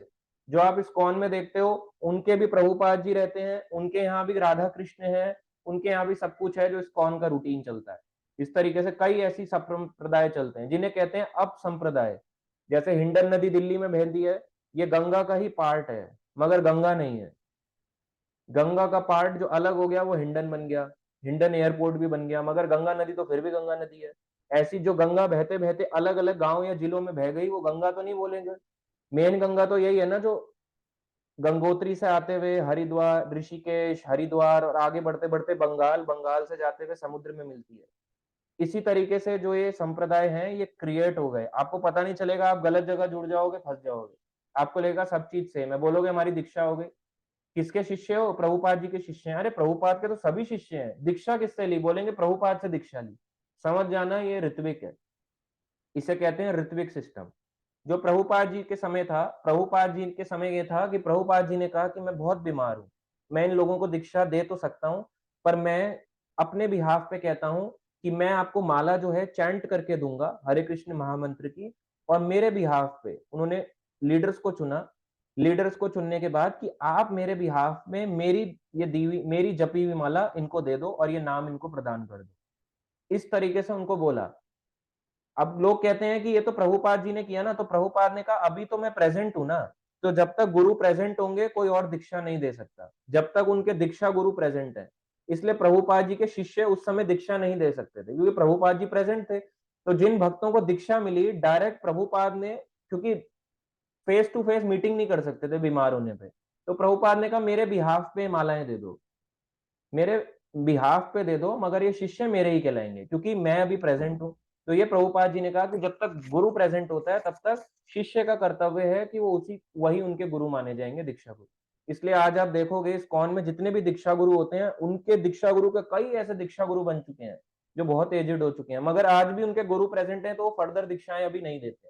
शिक्षा हर कोई दे सकता है, शिक्षा गुरु हर कोई बन सकता है, दीक्षा गुरु हर कोई नहीं बन सकता। जब तक मेन गुरु प्रेजेंट है, कोई दीक्षा गुरु नहीं बन सकता। तो ये सारा इतना गड़बड़ की फिलॉसफी चली। प्रभुपाद जी ने सिंपल कहा, उनके शिष्य गुरु बनकर अपने शिष्य बनाएंगे। तो शिक्षा गुरु भी बनेंगे, दीक्षा गुरु भी बनेंगे, ये प्रभुपाद जी ने कहा। तो ये इस पे ध्यान देना चाहिए कि हम गलत जगह पे ना जुड़ जाएं। ये सोसाइटीज हैं, आज भी हैं, उतनी ही काम कार्य तरह से कार्य कर रही हैं जितनी तरीके से इस्कॉन करता है। अभी कई लोग बोलते हैं, प्रभु जी वृंदावन में तो इस्कॉन का मंदिर बन रहा है ना। हम कहते हैं कहाँ बन रहा है? बन तो गया। कहते हैं वो वृंदावन चंद्रोदया नाम से। अरे नहीं बन रहा, मायापुर चंद्रोदया बन रहा था। जो उनको बनाने वाले हैं वो ऋत्विक्स है। वो कहे हैं कि प्रभुपाद जी को माला छुआओ और आपकी दीक्षा हो जाएगी। ये दीक्षा का प्रोसेस है। वहां पे जाओ, आप भी अगर ऐसी संस्था में जुड़ना चाहते हो जुड़ जाओ, मगर जब बोर हो जाओगे तो वापस यहीं तो आओगे। क्योंकि हर जगह पे प्रभुपाद जी की हर किताब के पीछे लिखा हुआ है कॉपीराइट्स। तो अगर कॉपीराइट्स है तो वो सेल क्या करेंगे? या तो इस्कॉन की बुक सेल करनी पड़ेगी, और यदि अगर अपना बेचेंगे तो वो चीज को सेल करेंगे जो प्रभुपाद जी ने नहीं लिखा, क्योंकि इस्कॉन की हर बुक पे कॉपीराइट है। आपको ध्यान देना चाहिए। ऐसे फंसाएंगे आपको, बोलेंगे कुछ नहीं बचा इस सोसाइटी में, बर्बाद हो जाओगे, इस्कॉन आपको गलत गाइड कर रहा है, डिमोटिवेट कर रहा है। आप जाओ, उसमें आपको मिलेगा। कई लोग भेजते हैं, गिव नाम से भेजते हैं, ये इस्कॉन नहीं है। ये सब अलग है। Give, Akshay Patra, ISKM, HKM, ये अलग सोसाइटीज हैं जो इस्कॉन से कट के इस्कॉन के भक्तों ने खोल दी है। ये ईर्ष्या द्वेष के कारण ही होता है। हाई पोजीशन, जैसे जैसे आप भक्ति में हाई बढ़ते जाओगे तो क्या होता है, भक्त सोचता है मेरा स्तर बहुत बढ़ गया है, अब मुझे क्या जरूरत है गाइडेंस की, बुक्स की, या किसी के अंडर रहने की, अब मैं अपनी चलाऊंगा। तो जब वो अपनी चलाने की सोचता है, बस वहीं से सिस्टम ऐसे ऐसे अलग साइड हो जाता है, क्योंकि वो अपनी चलाना चाहता है। हमें वो चलानी है जो शास्त्र में लिखा है, सिंपल। तो ये हो गया। प्रभुपाद जी कहते हैं, है ना, आगे उनसे पूछा जाता है कि इस समय तो आपके देख रेख के कार्य में पुस्तकों की छपाई होती है, आगे आने वाले समय में कैसे इन पुस्तकों की छपाई होगी, यानी ग्रंथों की छपाई होगी, बुक्स का जो प्रिंटिंग होगा कैसे चलेगा? प्रभुपाद जी ने कहा कि हमें ऑथेंटिक लोगों को जोड़ना होगा जो चेक कर सकें कि बुक डिस्ट्रीब्यूशन और प्रिंटिंग में कोई गलती तो नहीं हो रही है, कोई कमी तो नहीं हो रही है। प्रभुपाद जी कहते हैं, अगर मेरे पास अभी ऐसे अनेक शिष्य नहीं है जो इनको चेक कर सकें और मेरी किताबों का अनुवाद कर सकें। तो प्रभुपाद जी कहते हैं, अनुवाद का मतलब ये होता है कि केवल अक्षर का अनुवाद नहीं करना है। ये नहीं कि वर्ड लिखा है धर्म क्षेत्र कुरुक्षेत्र समावेता युत्सुवा, एक एक वर्ड को पकड़ा अनुवाद कर दिया। ये अनुवाद तो आपको कई टीकाओं में मिल जाएंगे, गीता प्रेस गोरखपुर या कई जगहों में मिल जाएंगे। तात्पर्य है, प्रभुपाद जी कह रहे हैं तात्पर्य मैं अपने निजी जीवन से सिखाता हूँ। जो मैंने अपने निजी जीवन में सीखा है ना, या जो मैंने आचार्यों की कमेंट्रीज पढ़ी हैं, अलग अलग आचार्यों के बारे में सुना है, उनके जीवन की शिक्षाएं और अपना मेरा निजी एक्सपीरियंस को, मैं अपने पर्सनल एक्सपीरियंस को इन तात्पर्यों में डालता। तो प्रभुपाद ने तात्पर्य डाल दिया। लोग कहते हैं हमने गीता पूरी पढ़ ली, बोलते तात्पर्य पढ़े, बोले तात्पर्य नहीं पढ़े तो आपने क्या पढ़ा फिर? आपने मेन चीज कंटेंट को छोड़ दिया, इसलिए आपको गीता समझ नहीं आई, मेन कंटेंट छोड़ने की वजह से। तो इस तरह से कुछ टाइम के बाद ये विल बनाई गई, और ये विल में जितने भी क्वेश्चंस पूछे गए थे ये सब उसमें पास ऑन कर दिए गए, और अंत में जाके एक सप्ताह के अंदर धीरे धीरे करके सारे जो कार्यकर्ता थे, प्रभुपाद जी के जीबीसी लीडर्स थे, वो अपने अपने स्टेट्स को और अपनी अपनी कंट्रीज को लौट गए, और वहां पे जो कृष्ण बलराम मंदिर है वहां पे कीर्तन चलता रहा और विल तैयार हो गई। आगे जाने के बाद तो शील प्रभुपाद जी चाहते थे कि मेरे पास कुछ ही समय है, और भागवतम को लिखना चाहते थे। उस समय उनके जो भागवतम के कैंटोस थे, 10th कैंटो का 8th और 9th चैप्टर, कई लोगों को ये भी नहीं पता भागवतम क्या है, तो हम उनको भी थोड़ा बता देते हैं।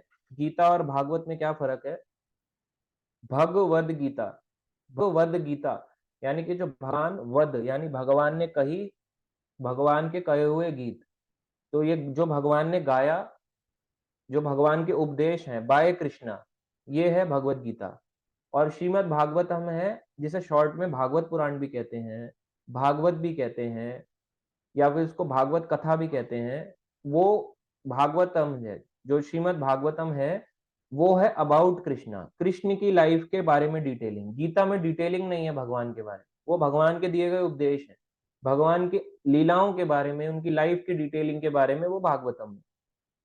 तो जो भागवतम का कार्य है, प्रभुपाद जी ने 12 कैंटो लिखे, 12 कैंटो लिखे, मगर 10th कैंटो के फर्स्ट पार्ट तक प्रभुपाद ने लिखा, 10th कैंटो के सेकंड, थर्ड, फोर्थ पार्ट और आगे 11th कैंटो और 12th कैंटो ये लिखा आगे प्रभुपाद जी के शिष्यों ने, हृदयानंद दास गोस्वामी महाराज और आगे प्रभुपाद जी के शिष्यों ने इसको अलग अलग भाषाओं में ट्रांसलेट किया। कई लोग कहते हैं प्रभुपाद जी ने तो केवल 10th कैंटो के, है ना, 13वें अध्याय तक लिखा, 10th कैंटो के फर्स्ट पार्ट तक लिखा, 12वां या 13वां अध्याय, 10th कैंटो का मेनली फर्स्ट पार्ट तक लिखा। आगे के जो 10th कैंटो के पार्ट हैं, 11th कैंटो है, 12th कैंटो है, यानी स्कंद, कैंटो यानी स्कंद, ये प्रभुपाद जी ने नहीं लिखा। तो ये तो गलत है ना, ये जो उनके शिष्यों ने लिखा है तो गलत है ना, हमें अपनी बुद्धि को त्यागना होगा। यही चीज ऋत्विक फिलॉसफी में भी चलती है। वो लोग कहते हैं कि प्रभुपाद जी केवल शुद्ध भक्त थे और कोई शुद्ध भक्त नहीं था।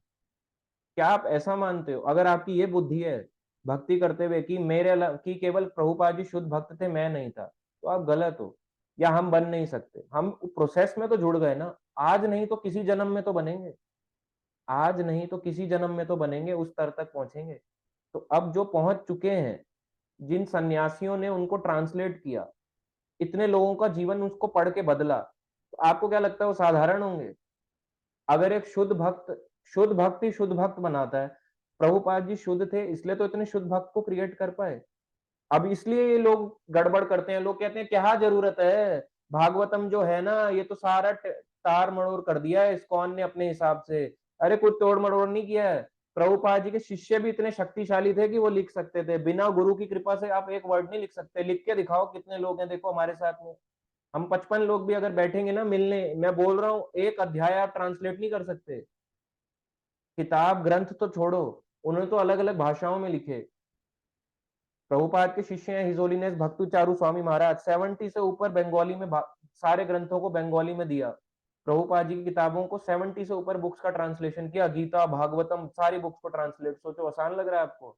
आप कर सकते हो, पर करो, एक हिंदी का आपको देता हूँ अक्षर लिख के, एज इट इज करना, एक पेज को ट्रांसलेट, वो में भी 4 वर्ड खा जाओगे, फिर पूछते रहेंगे मिलाते रहेंगे, इसी में झगड़ा हो जाएगा, पता चलेगा कोई चल बसा, लड़ाई झगड़े। तो प्रभुपाद जी जो थे चाहते थे जल्दी जल्दी से कार्य हो और आगे जाके, ताकि वो अपने शिष्यों को ये दे पाए। तो प्रभुपाद जी के पास हमेशा एक डिक्टाफोन रहता था, तो डिक्टाफोन के थ्रू वो अपने ट्रांसलेशंस को उसमें रिकॉर्ड किया करते थे। और उसमें वो जो, अब वो ट्रांसलेशन जब आगे करने लगे तो 10वां स्कंद का 8वां और 9वां अध्याय भी उन्होंने ट्रांसलेट कर दिया। इसी भाव से प्रभुपाद जी लिखते रहते थे।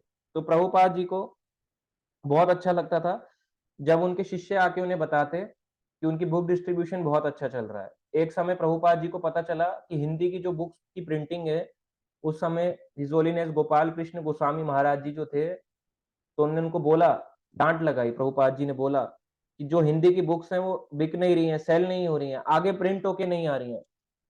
तो वो कहते हैं कि मेरा जो फर्स्ट कैंटो है मैंने 3 पार्ट्स में छापा, जो सेकंड पार्ट है वो अभी तक छपा क्यों नहीं है? तो प्रभुपाद जी ने कहा कार्य तेजी से होना चाहिए। तो उनको डांट लगाया करते थे कि कार्य तेजी से करो। आज के समय में बुक डिस्ट्रीब्यूशन हो, सोचो आपको कोई बोल दे, अरे महाराज तो बहुत बड़े स्तर के हैं, सोचो अगर नॉर्मल कोई भक्त भी बोल दे, मैं किसी को बोलूं, मेरे जैसा अगर एकदम खराब जीव भी किसी को बोल दे, आपको ग्रंथ बांटना चाहिए, है ना, आपको भगवत गीता देनी चाहिए, लोगों को बुक्स के लिए मोटिवेट करना चाहिए, लोग दुखी हो जाएंगे, अपना चेहरा ऐसा एकदम ऐसा बना लेंगे, एकदम ऐसे करके यूं ऐसे ऐसा हो जाएगा कि अब क्या बोले इनके आगे, ऐसा हो जाएगा, एकदम डाउन हो जाएगा। मगर महाराज जी रुके नहीं, और बुक्स छापने के लिए और स्ट्रांगली उन्होंने बुक्स को छापने का कार्य बढ़ाया। उनको डांट लगा के कहा, भी किसी को बोलो डांट लगा के बोले, अरे क्या हो आप ऐसी भक्ति कर रहे हो, 5 बुक नहीं सेल हो रही है आपसे, आप रुकोगे? अभी छोड़ के भागोगे देखना ग्रुप, और कंप्लेंट करोगे हमने इनका ग्रुप छोड़ रहे। छोड़ दो, उससे होगा क्या? अगला भी आपको यही उपदेश देगा। शुरू शुरू में तो हर कोई टॉफी देता है ना, आपको मिठाई देगा, थोड़े दिन बाद के आएगा बुक बांटो, फिर बुक बांटोगे नहीं, क्लास लो, क्लास लोगे नहीं, वो भी आपको कहेगा, फिर दूसरे से तीसरा, तीसरे से चौथा, फिर एंड में जाके बोलेगा इस कौन खराब है। यही तो करने आए हैं हम, बर आप एक दूसरे की बदनामी करने, ऐसा नहीं करने आए हमें, यहाँ पे सीखना है, सीखना चाहिए। प्रभुपाद जी डांट लगाते थे शिष्यों को अगर कोई पुस्तक वितरण में कहीं भी गलती करता था। तो जुलाई का महीना था 1977 का, प्रभुपाद जी का जो स्वास्थ्य था वो गिरता जा रहा था, और उन्हें लगता था कि किसी भी समय अब उनका अंत समय आ गया है, आ सकता है। तो प्रभुपाद की चा सोचते थे कि ये भगवान कृष्ण की इच्छा है, और रोज वो आते थे, रोज सुबह भगवान के विग्रह के सामने, किस-किस के सामने? गौर निताई, इस्कॉन वृंदावन के कृष्ण बलराम और राधा श्याम सुंदर। उनको देख के प्रणाम किया करते थे, है ना? उनको प्रार्थना किया करते थे, और इस तरह से प्रार्थना करते थे, और अपने शिष्यों को भी कहते थे कि ये सरल प्रार्थना हर मंदिर में करी जाए। क्या करनी है? हे भगवान कृष्ण, हे भगवान श्री कृष्ण, यदि आपकी इच्छा है तो श्रील प्रभुपाद को अच्छा कर दो। आपकी इच्छा है तो अच्छा कर दो। केवल इतना प्रार्थना करने के लिए बोलते थे। ये नहीं बोलते थे मेरे लिए नरसिंह आरती करा लो, वो करा लो। ये भक्त की इच्छा है तो कराएगा। इतनी सी प्रार्थना की हे भगवान कृष्ण, आपकी इच्छा है तो इनको अच्छा कर दो। बस इसके अलावा प्रभुपाद जी ने कहा कि मेरे लिए और कोई प्रार्थना नहीं करी जाए। सब कृष्ण के उसमें हो रहा है। तो इस तरह से प्रभुपाद जी आते थे, धीरे-धीरे करके उनको दर्शन के लिए ले जाया जाता था। और एक बार की बात है कि प्रभुपाद जी जो थे, प्रभुपाद जी का जो पासपोर्ट था वो बन के आ गया था, और प्रभुपाद का जो वीजा था वो अमेरिका के लिए लगा, मगर वहां पे उनको बताया गया कि उनको कहाँ जाना चाहिए। उनके शिष्यों ने कहा कि लंदन जाना चाहिए। आपको ना अमेरिका मत जाओ, अमेरिका में तो बहुत प्रचार कर लिया, आप लंदन में जाओ, वहाँ का वातावरण भी अच्छा है, भीड़ भी कम है, तो वहाँ जाइए। तो जब प्रभुपाद जी लंदन जाते हैं, उस बीमार हालत में भी कुछ समय के लिए जाते हैं, तो वहाँ के जो प्रभुपाद के शिष्य थे उनको बहुत ही आघात पहुंचा। मतलब एक शॉकिंग लगता है ना कि ये प्रभुपाद जी जो इतने थे दुबले पतले हो गए। पहले तो एकदम शक्तिशाली विश्वामित्र मुनि जैसे लगते थे, ऐसे होता है ना एकदम जैसे अभी भस्म कर डालेंगे किसी को, इतने शक्तिशाली लगते थे, ग्लोइंग लगते थे, मगर अब प्रभुपाद को देख रहे हैं कि बीमार पड़े हैं। इस तरह से उनको बहुत आघात पहुंचा, बहुत शॉकिंग लगा। इस तरह से प्रभुपाद जी वहां पहुंचे। प्रभुपाद लंदन में 2 हफ्ता रहने के बाद उनकी तबीयत वहां लंदन में भी खराब हो गई, इंग्लैंड में, लंदन इंग्लैंड में। और अब उन्होंने सोचा कि मेरी जो सारी प्लानिंग्स थी वो बिगड़ जाएंगी, अब मैं और ट्रेवल नहीं करूंगा, समय रहते ही मैं वापस वृंदावन की मंदिर को लौट जाना चाहता हूँ। तो प्रभुपाद चाहते थे अब मेरा अंतिम समय आने वाला है, सभी जीबीसी मेंबर्स को दोबारा बुलाया जाए, मैं चाहता हूं कि सबके सब प्रेजेंट हो। तमाल कृष्ण गोस्वामी महाराज जी ने कहा कि क्या सबका होना जरूरी है प्रभुपाद जी? प्रभुपाद ने कहा हाँ, सबका जरूरी है, यही मेरा इच्छा है। तो प्रभुपाद जी के जितने भी जीबीसी के 23 लीडर्स थे वापस वृंदावन में आए। सबके मन में बहुत ही भारी था कि प्रभुपाद जी बीमार चल रहे हैं, इस तरह से देख के। तो प्रभुपाद चाहते थे अंत समय में केवल उन्हें डॉक्टर्स नहीं चाहिए थे, उन्हें क्या चाहिए था? केवल हरि नाम की औषधि, और क्या चाहिए था? केवल और केवल भागवतम का रीड करना। तो यदि कोई बीमार हो, आपको लिए इनके लिए सामने बैठ के या तो नरसिंह कवच पढ़ना चाहिए, गीता पढ़नी चाहिए, भागवतम पढ़नी चाहिए। लोग क्या करते हैं? उनके सामने चुटकुले सुना रहे हैं, उनको उल्टी-सीधी बातें समझा रहे हैं। कई लोग स्मोक करते हैं पेशेंट के आगे, है ना? कई लोग मैंने ऐसे देखा पैग भी पी लेते हैं, बोले क्या करें बैठे-बैठे, बाहर दोस्तों के साथ पीता हूँ, यहीं पी लेता हूँ, सोच रहा हूँ। ऐसे भी होते हैं, ये आपको मजाक लगेगा, ऐसे भी होते हैं। कई लोग उनकी फैमिली मेंबर्स होते हैं ना, ऐसे करके डालेंगे, यूं पी लेंगे ऐसे करके, सोचेंगे कोई नहीं, फट फट फट ऐसे करके डालूंगा, पी लूंगा, पेशेंट तो बेहोश है, ऐसे स्मेल आएगी नहीं, मैं अपना डाल लेता हूँ, रूम बंद करके पी लेता हूँ। ऐसे भी मिलेंगे आपको, तो होता है ऐसे भी। मगर देखो हमें कोई बीमार हो तो प्रभुपाद जी अपनी हर चीज से टीचिंग्स देना चाह रहे थे कि जब कोई व्यक्ति बीमार हो उसके लिए बेस्ट औषधि है, उसके लिए बैठ के सामने कीर्तन करें, भगवान से प्रार्थना करें, और उसके सामने गीता भागवतम पढ़ें। यदि किसी का अंतिम समय आ गया हो तो ऐसे करना चाहिए। किसी के घर में जैसे एक हमारे पास प्रभु जी हो, कहते हैं मेरे दादाजी बीमार चलते हैं, तो उनको इस तरह से करना चाहिए। मैंने भी उनको बताया कि इनके लिए कीर्तन करें, उनको गीता का पाठ करें, उनको समझाएं, थोड़ा बहुत सिखाएं, इस तरीके से। तो प्रभुपाद जी के शिष्य थे, तो एक शिष्य थे, वो आए, कहाँ से आए? यूरोप से आए। उनका नाम था हरिकेश स्वामी महाराज। तो हरिकेश स्वामी जो थे भारत के लिए आए, तो उन्होंने यहाँ पे कुछ पुस्तकें लाई, भागवतम का द्वितीय स्कंद की नई छपी हुई पुस्तकें थे। और उनने क्या क्या लेके आए थे? वो कृष्ण ट्राइलॉजी नामक पुस्तक को लेके आए, और यूगोस्लावियन भाषा में ईशोपनिषद को लेके आए। तो अलग-अलग भाषाओं में, रूसी भाषाओं में ग्रंथों को ट्रांसलेट किया गया था। तो प्रभुपाद जी जब देखते हैं और उनके बारे में सुनते हैं हरिकेश स्वामी महाराज से, तो रोने लगते हैं कि इतना अच्छा प्रचार चल रहा है। आपको देख के शॉकिंग लगेगा, इस्कॉन में एक बुक आती है सॉल्टेड ब्रेड नाम से। तो अगर आप उसमें पढ़ोगे तो भक्त को क्या होता था, रशिया में जो भक्त प्रचार करते थे, उनकी उंगलियों को काट दिया जाता था कि अब तुम चैंटिंग करके दिखाओ। वहां पे यूएसएसआर कहलाता था पहले, यूरोप की 5-6 कंट्रियां मिलके, कुछ कंट्रीज मिलके यूएसएसआर कहलाते थे, यूनाइटेड सोवियत सोशलिस्ट रिपब्लिक। तो वहां पे जो प्रचार करता था, और स्पेशली उन्हें इस्कॉन का बहुत वो था कि इस्कॉन जो है ये अमेरिका में बहुत ही बुरी तरह से जबरदस्त तरीके से प्रचार कर रहा है, लंदन में भी ये पूरा फैल चुका है, एशियन कंट्रीज में भी फैल रहा है। यदि ये यूरोप में एंटर हो गया तो यूरोपियन कंट्रीज में ही भक्त बन जाएंगे, और यूरोपियन कंट्रीज में इतना फैला कि बाकी कंट्रीज के कंपैरिजन में रशिया यूक्रेन से सबसे ज्यादा भक्त बनने लगे। ये बाद में हुआ, मगर उससे पहले अगर आप जानोगे तो भक्तों की उंगलियां काट देते थे, भक्तों को मेंटल हॉस्पिटलों में शॉक दिए जाते थे, केवल पता है क्यों? केवल बुक डिस्ट्रीब्यूशन करने की वजह से और भगवान के नाम का कीर्तन करने की वजह से, ये दो कामों की वजह से उन्हें मेंटल हॉस्पिटल में छाती पे शॉक लगाते हैं ना, यूं ऐसे करके शॉक लगाए जाते थे। सोच के देखो, अगर आपको कोई शॉक मारेगा, अभी आपके सामने आप मालाएं बांट रहे हो या बुक बांट रहे हो, अभी आपके सामने कोई कुत्ता छुट दे ऐसे करके, आप देखना कैसे भागोगे। सारी बुक एक इधर, गीता इधर, भागवत इधर, पहले अपनी जान बचाओगे। वो लोग अपनी उंगलियां कटने को भी तैयार हो जाते थे। आपको एक गली का कुत्ता चले जाए ना, ऐसे करके आप प्रचार कर रहे हो ऐसे करके, और आपको कुत्ता घुमाने वाला मिल गया, और आपने उसको बोला गीता लीजिए, है ना, डॉग की सेवा मत कीजिए, गॉड की कीजिए, और आपने उसको ऐसा बोल दिया, देखना अपना सबसे पहले डॉग छोड़ेगा आपके पीछे कि जा टॉमी इसको काट के आ, और वो ऐसे भागेगा मतलब आपको खाएगा तो क्या, पर ऐसे लोग डर जाते हैं, सारी बुक्स ऐसे ही तत्थर बिथर कर देंगे पूरी की पूरी। हम तो कुछ भी नहीं है, अगर आप भक्ति का स्तर जानोगे, उनको साइबेरिया की जेल में उठा के डाल दिया। ये सारा कार्य हो रहा था हरिकेश स्वामी महाराज जी के अंडर। और प्रभुपाद जी को जब पता चला कि उनकी बुक जो है इतने वास्ट तरीके से बिक रही है, तो प्रभुपाद जी रो पड़े। प्रभुपाद जी ने कहा कि मैंने तुम्हें पहले ही कहा था कि यहाँ पे हरिकेश स्वामी महाराज जी तो थे। प्रभुपाद ने कहा कि मेरे साथ मत रहो, जाओ यूरोप की ओर को जाओ। तो हरिकेश स्वामी को बहुत ही आघात पहुंचा कि मेरे गुरु मेरा त्याग कर रहे हैं, कह रहे हैं फॉरेन कंट्री में जाओ, यूरोप में जाओ, वहां प्रचार करो। मैं अच्छा खासा यहाँ पे प्रभुपाद जी की बुक्स को टाइप कर रहा हूँ। तो प्रभुपाद जी कहते, अब तुम्हें समझ आया कि मेरे पास 10 लोग और थे, 10 भक्त और थे जो तुम्हारा कार्य कर सकते थे, क्योंकि तुम्हारे में कैपेबिलिटी ज्यादा थी, इसलिए मैंने तुम्हें यूरोप भेजा कि तुम जाओगे यूरोप में तो देखो आज तुम्हारे यहाँ के वहां का प्रचार करने से, तुम्हारे वहां के भक्तों को जोड़ के प्रचार करने की वजह से कितने रशियन लोग भक्त बन गए। आज देखो, आज आप देखते हो टोली की टोली बड़ी बड़ी कंट्रीज की आती हैं, और वो हर जगह जाती हैं, कभी पहाड़ों में, मनाली में, कभी दिल्ली में, कभी नेहरू, दिल्ली के नेहरू प्लेस में, कभी जनकपुरी में, अलग अलग एरियाज में वो फॉरनर्स होते हैं, वो डांस कर रहे हैं। ये इतनी इजीली नहीं आए, इनको लाने के पीछे बहुत था कंट्रीब्यूशन। उनके दो शिष्य थे, सॉल्टेड ब्रेड नामक पुस्तक में आता है, सची सुता दास, और उनके एक फ्रेंड थे, उनके ऊपर बुक लिखी गई है। उन दोनों को साइबेरिया की जेल में उठा के डाल दिया। पता है कितनी ठंड होती है साइबेरिया में? अभी कितनी हुई है दिल्ली में? 15 डिग्री। आप गीजर ऑन करके नहाते हो 15 डिग्री में भी, हम लोग गीजर ऑन करके नहाते हैं।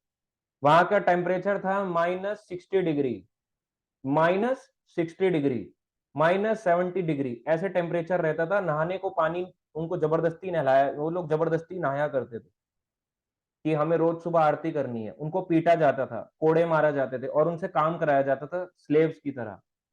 स्लेव्स की तरह काम कराया जाता था, उनसे डेस्क बनवाए जाते थे। और फिर वो डेस्क स्कूल्स वगैरह में, कॉलेजेस वगैरह में, जो आज भी आप देखते हो दिल्ली की तिहाड़ जेल वगैरह में, इस तरह से सप्लाई होते हैं बन, वहां पे भी ऐसे ही होता था। तो इस तरह से वहां पे होता था, मगर उन लोगों ने अपनी जान की बाजी लगा दी। एक भक्त, कई भक्तों ने जब वहां पे अपनी जानें गंवाई, तब जाके यूएसएसआर जो था इसका पूरा प्लानिंग ठप हुई। लेनिन बाद में हट गए, उनकी गवर्नमेंट में लेनिन के जब डेथ हो गई, आगे जो रूलर्स उनके हट गए, तब जाके हरे कृष्णा मूवमेंट को वहां पे स्थापित किया गया कि एक वैलिड रिलीजन है, ये किसी को गुमराह नहीं कर रहा है। बहुत सा है, इतनी इजीली आप देख रहे हो इस्कॉन के मंदिर बन गए। आजकल क्या है, बोलते हैं मंदिर बुला लो, क्लास बुला लो। अरे मंदिर भी नहीं, अब तो जूम आ गया, और भी अच्छा। कोरोना के बाद तो इतना अच्छा हो गया, केवल घर बैठ के जूम में बोला है बस, जुड़ जाओ, ऐसे करके क्लिक करना, जुड़ जाओ। उसमें भी आफत। अब आप सोचो कहाँ स्तर है। आप सोच रहे हो कि भगवान के धाम जाएंगे, क्या धाम जाओगे? अगर आप केवल जूम ज्वाइन नहीं कर पा रहे हो, भूल जाओ, भगवान का धाम आपको पूरी जिंदगी में मिल जाए। कई लोग मुझे बोलते हैं आप तो नहीं लेते क्लासेस अपने प्रभु जी की। अरे मैं जितनी ले रहा हूँ आपको पता भी नहीं होगा, मैं दिखाऊं आपको नोट्स? फिर ऐसी बोल रहा हूँ, अगर मैं ले ना रहा होता तो कोई बोल ही नहीं सकता। अगर उसने क्लासेस नहीं ली होगी, उसने सीखा है तो वो बोल रहा है, अदरवाइज नहीं बोल सकता। तो इस तरह से जो प्रचार कार्य था यूरोप में हुआ, तो हरिकेश स्वामी महाराज को प्रभुपाद ने कहा कि मैंने तुम्हें इसलिए कहा था, यदि तुम मेरे साथ बैठ के टाइप करते तो ये प्रचार रुक जाता। मैं जानता था, मैं पहले से ही ये देख समझ रहा था, मैं पहले से ही भविष्यवाणी जानता था, मुझे कृष्ण ने पहले ही बता दिया था। इस तरह से प्रभुपाद जी कहा करते थे कि वहां पे एक समय ऐसा आएगा कि खूब प्रचार होगा, खूब बुक डिस्ट्रीब्यूशन होगा, खूब भक्त बनेंगे, इसलिए मैंने तुम्हें कार्य सौंपा। तो हरिकेश स्वामी महाराज के आंखों से आंसू आने लगे कि प्रभुपाद जी ने मुझे इतना बड़ा टास्क दिया, मुझे दूर भेजा था, और मुझे अब समझ में आ रहा है कि गुरु का क्या उद्देश्य था। इसलिए कई लोग सोचते हैं ना, आप तो दूर रहते हो, तो दूर वाला शिष्य दूर का हो गया, पास वाला ज्यादा अच्छा हो गया। दो तरह की सेवाएं हैं गुरु की, वाणी सेवा और वपु सेवा। वपु होती है गुरु के फिजिकल एसोसिएशन में रह के उनके पैर दबाना, उनके हाथ दबाना, उनकी मालिश करना, उनके कपड़े धोना, ये वपु सेवा होती है। एक होती है वाणी सेवा की जो इंस्ट्रक्शन दिया गया उसका पालन करो। तो ना, जो बताया गया शास्त्रों में कि वपु सेवा हर किसी को नहीं दे सकते, माता जी तो कर ही नहीं सकती कभी गुरु की वपु सेवा, मगर वाणी सेवा कोई भी कर सकता है। इंस्ट्रक्शंस दिए गए हैं उसको पालन करो। आपको जो बोला गया है, इन 4 नियम करने हैं, माला रोज करनी है, बुक पढ़नी है, ये पढ़ो, सिंपल इंस्ट्रक्शंस फॉलो करने में, ये हर कोई कर सकता है, और ये ज्यादा बड़ी सेवा बताई गई है। इस प्रकार से हरिकेश महाराज ने बताया, स्वामी ने, कि 1,20,000 कृष्ण ट्राइलॉजी और 60,000 श्रीमद् भागवतम सेकंड कैंटो, 10,000 श्री ईशोपनिषद, इतना सब जो है छप चुका है। तो प्रभुपाद जी ने उनको बहुत, उनकी सराहना की, प्रभुपाद जी बहुत खुश हुए उनको देख के। तो उस समय प्रभुपाद जी जो थे, प्रभुपाद के समय में एक गौड़िया मठ के प्रभुपाद जी के गुरु भाई थे। प्रभुपाद जी ने के गुरु का नाम था शीला भक्ति सिद्धांत सरस्वती ठाकुर महाराज। तो उनके गुरु भाई थे जिनका नाम था नारायण, भक्ति वेदांत नारायण गोस्वामी महाराज। उनकी बुक्स भी है, वो सच में प्योर डिवोटी थे, गौड़िया मठ के थे। आज के समय में जो आप देखते हो गौड़िया मठ में ज्यादातर उन्हीं का फोटो रहता है, नारायण गोस्वामी महाराज का। तो प्रभुपाद ने कहा कि वो एक दिवंगत वैष्णव का कैसे संस्कार किया जाता है ना, न्यास दीक्षाएं कैसी दी जाती हैं, ये तुम नारायण गोस्वामी महाराज से जाके सीखो। अपने शिष्यों को, सन्यासी को कहते हैं कि मैं जाओ मेरे गुरु भाई के साथ जाके सीखो, इस प्रकार से। तो ऐसा नहीं है कि कई लोग कहते हैं ना गौड़िया मठ का बड़ा विरोधी है इस्कॉन, तो अरे विरोधी नहीं है, जहां सही कार्य किया वो प्रभुपाद जी ने उनकी सराहना भी करी। मगर प्रभुपाद जी ने विल वगैरह ये सारी चीजें इसलिए तैयार करी क्योंकि जब भक्ति सिद्धांत महाराज जो उनके प्रभुपाद जी के गुरु थे, जब उनका शरीर छूटा, तो गौड़िया मठ के भक्तों ने, आप कितनी माला करते हो, 16, 64 माला करने वाले भक्तों के बीच में लड़ाई हो गई, मेरा रूम, मेरा रूम, मेरा मंदिर, मेरा कमरा, मेरा आंगन, ये मेरा, अपनी अपनी जगहों के लिए लड़ाई होने लग गई, और पूरा गौड़िया मठ का जो सिस्टम था मैक्सिमम कोलैप्स कर गया। तो उनके गुरु ने खुद कहा था कि मैं अपने शिष्यों को देखता हूँ एक दिन आग लगेगी, और वो आग लग गई, अंदर ही अंदर लोगों के अंदर आग जल गई, जैसे गुरु चले गए आग लग गई। ऐसी भक्त गौर किशोरदास बाबा जी महाराज के समय हुआ, जो भक्ति सिद्धांत के गुरु थे, यानी प्रभुपाद के गुरु गौर किशोरदास बाबा जी महाराज, जब उन्होंने शरीर छोड़ा नवद्वीप में, तो वो चाहते थे कि मुझे घसीटते हुए पूरी नवद्वीप की परिक्रमा कराई जाए, मुझे बांधते हुए मेरा जो शरीर है नवद्वीप की रज रज, व्रज वहां की रज से, मिट्टी से पूरा ऐसे लपेटा हुआ मुझे घुमाया जाए। इस तरह से मैं चाहता हूँ कि अंतिम समय मेरे को व्रज यहाँ की परिक्रमा हो। मगर जब गौर किशोरदास बाबा जी का शरीर छूटा, उनके तो शिष्य भी एक ही था, केवल भक्ति सिद्धांत सरस्वती ठाकुर महाराज, एक ही शिष्य भक्ति सिद्धांत सरस्वती। मगर आसपास के जितने भी वो थे वो लड़ने लगे, अरे गौर किशोरदास बाबा जी चल बसे, हम इनके शिष्य, यहाँ इनकी समाधि बना देंगे तो खूब पैसा आएगा। ऐसे प्रभुपाद जी को भी पता था यदि मैंने विल नहीं लिखी तो इस्कॉन के भक्त आपस में लड़ेंगे, और मेरे मंदिरों के लिए लड़ेंगे, आपस में पोजीशंस के लिए लड़ेंगे, इसलिए विल लिखवाई गई। तमाल कृष्ण गोस्वामी महाराज ने विल लिखवाई कि प्रभुपाद आपको विल लिखनी चाहिए कि कैसे कैसे क्या कार्य होगा। इतना सब कुछ होने के बाद भी प्रभुपाद जी ने अपना 1 रुपया भी अपना बेटे के नाम नहीं किया। ये भी आपको समझना चाहिए। कई लोग आपको बोलेंगे प्रभुपाद का तो सब कुछ है, देखा कितने आलीशान बंगले में रहते हैं, वो रहते हैं, कैसे रहते हैं। तो प्रभुपाद ने इतना सब कुछ होने के बाद भी 1 रुपया भी अपने पुत्र के नाम नहीं किया। ये भी कितना बड़ा हाई लेवल ऑफ वैष्णविज्म है। आप सोच के देखो, आपका घर बनेगा तो सबसे पहले किसके नाम करोगे? गुरु, पंडित का बेटा पंडित, उसका बेटा पंडित, परंपरा ऐसी चलती है ना। मगर प्रभुपाद जी ने ऐसे नहीं चलाई। तो आगे आज पता चलता है 1977 में, अब अक्टूबर का मौसम आता है, तो वहां पे बताया जाता है अक्टूबर का मौसम था, बहुत सुहावना मौसम था, किंतु मंदिर के सामने ही मजदूरों ने प्रभुपाद की समाधि के लिए स्थान साफ करना शुरू कर दिया। सोचो, पहले से ही स्थान को साफ करा जा रहा था कि प्रभुपाद जी की समाधि कहाँ बनेगी। अभी प्रभुपाद जी गए नहीं है, मगर समाधि जो आप देखते हो ना, सिल्वर कलर के प्रभुपाद जी आपने देखे वृंदावन में? गए हो आप इस्कॉन वृंदावन? सिल्वर कलर के, या कभी ऑनलाइन देखा होगा? ऑनलाइन तो सबने देखा होगा फोटो। तो वहां पे पहले से ही उस समाधि स्थल को साफ किया जा रहा था कि यहाँ पे प्रभुपाद जी की समाधि बनेगी। तो प्रभुपाद जी ने किस तरह से शिक्षा दी, अपने शिष्यों को बुलाया, उनके शिष्य जो थे बेड के पास आके बैठ के डिक्टाफोन लेके, आपने देखा होगा प्रभुपाद जी का जब लास्ट फाइनल डेज चल रहे थे, तो डिक्टाफोन लेके प्रभुपाद जी उनके सामने आते थे। प्रभुपाद के सामने ऐसे डिक्टाफोन रख के अंतिम समय में भी प्रभुपाद उपदेश दे रहे हैं भागवत का, आप दे सकते हो। प्रभुपाद ने ये सिखाया, art of living, art of dying, मरते कैसे हैं, मरने की भी टीचिंग दी कि मृत्यु कैसे होनी चाहिए। एक, क्योंकि अंतिम समय में ही सारी परीक्षाएं होती हैं, इस समय में बताते हैं जो अंत समय में भगवान का स्मरण करेगा और भगवान के धाम को जाएगा। इसलिए बोला जाता है अंत समय में कीर्तन करना चाहिए, अंत समय में भक्तों का संग होना चाहिए, ये बहुत अच्छी चीज होती है। तो प्रभुपाद यही दिखाना चाह रहे थे कि जब किसी की शरीर छूटे तो उसको भक्तों का संग मिले, हरि नाम किया जाए, उससे उसको भगवान का स्मरण हो जाएगा, और भगवान के स्मरण से अंत समय में जिसको आ जाएगा, अंत काले च मामेव स्मरण मुक्त्वा कलेवरम, भगवान कहते हैं अंत काल में जिसको मेरा स्मरण हो जाएगा उसको मैं इस संसार से मुक्त करके अपने धाम को ले आऊंगा। इस प्रकार से डिक्टाफोन लेके बैठते थे, और प्रभुपाद जी एंड के टाइम पे भी भागवतम का ट्रांसलेशन कर रहे थे। और जैसे भीष्म पितामह ने पांडवों को उपदेश दिया, भागवतम फर्स्ट कैंटो में आता था कि भीष्म पितामह जब बाणों की शैया पे लेटे थे, तो उन्होंने वहां पे कुरुक्षेत्र में पांडवों को उपदेश दिया, स्पेशली युधिष्ठिर को, कि किस तरह से राज्य चलाना चाहिए, भगवान की भक्ति करनी चाहिए। इस तरह से उन्होंने उपदेश दिया। ऐसे ही अंतिम समय में प्रभुपाद जी ने भी भीष्म पितामह की तरह अपने भक्तों को उपदेश दिए। आगे जाके आता है कि प्रभुपाद जी ने बताया कि उन्होंने केवल गिने चुने लोगों के लिए नहीं, आने वाले समय में वृंदावन को प्रत्येक व्यक्ति के लिए प्रदान किया गया है। तो बहुत से लोग प्रभुपाद जी से कमरे में मिलने भी आया करते थे, किसी किसी को कमरे में आके उनकी मालिश करने का मौका मिलता था, किसी किसी को कीर्तन के लिए भी अलाउ कर देते थे। जो भी गेस्ट आता था मिलने, सबको प्रभुपाद जी से मिलने दिया जाता था अंतिम समय में।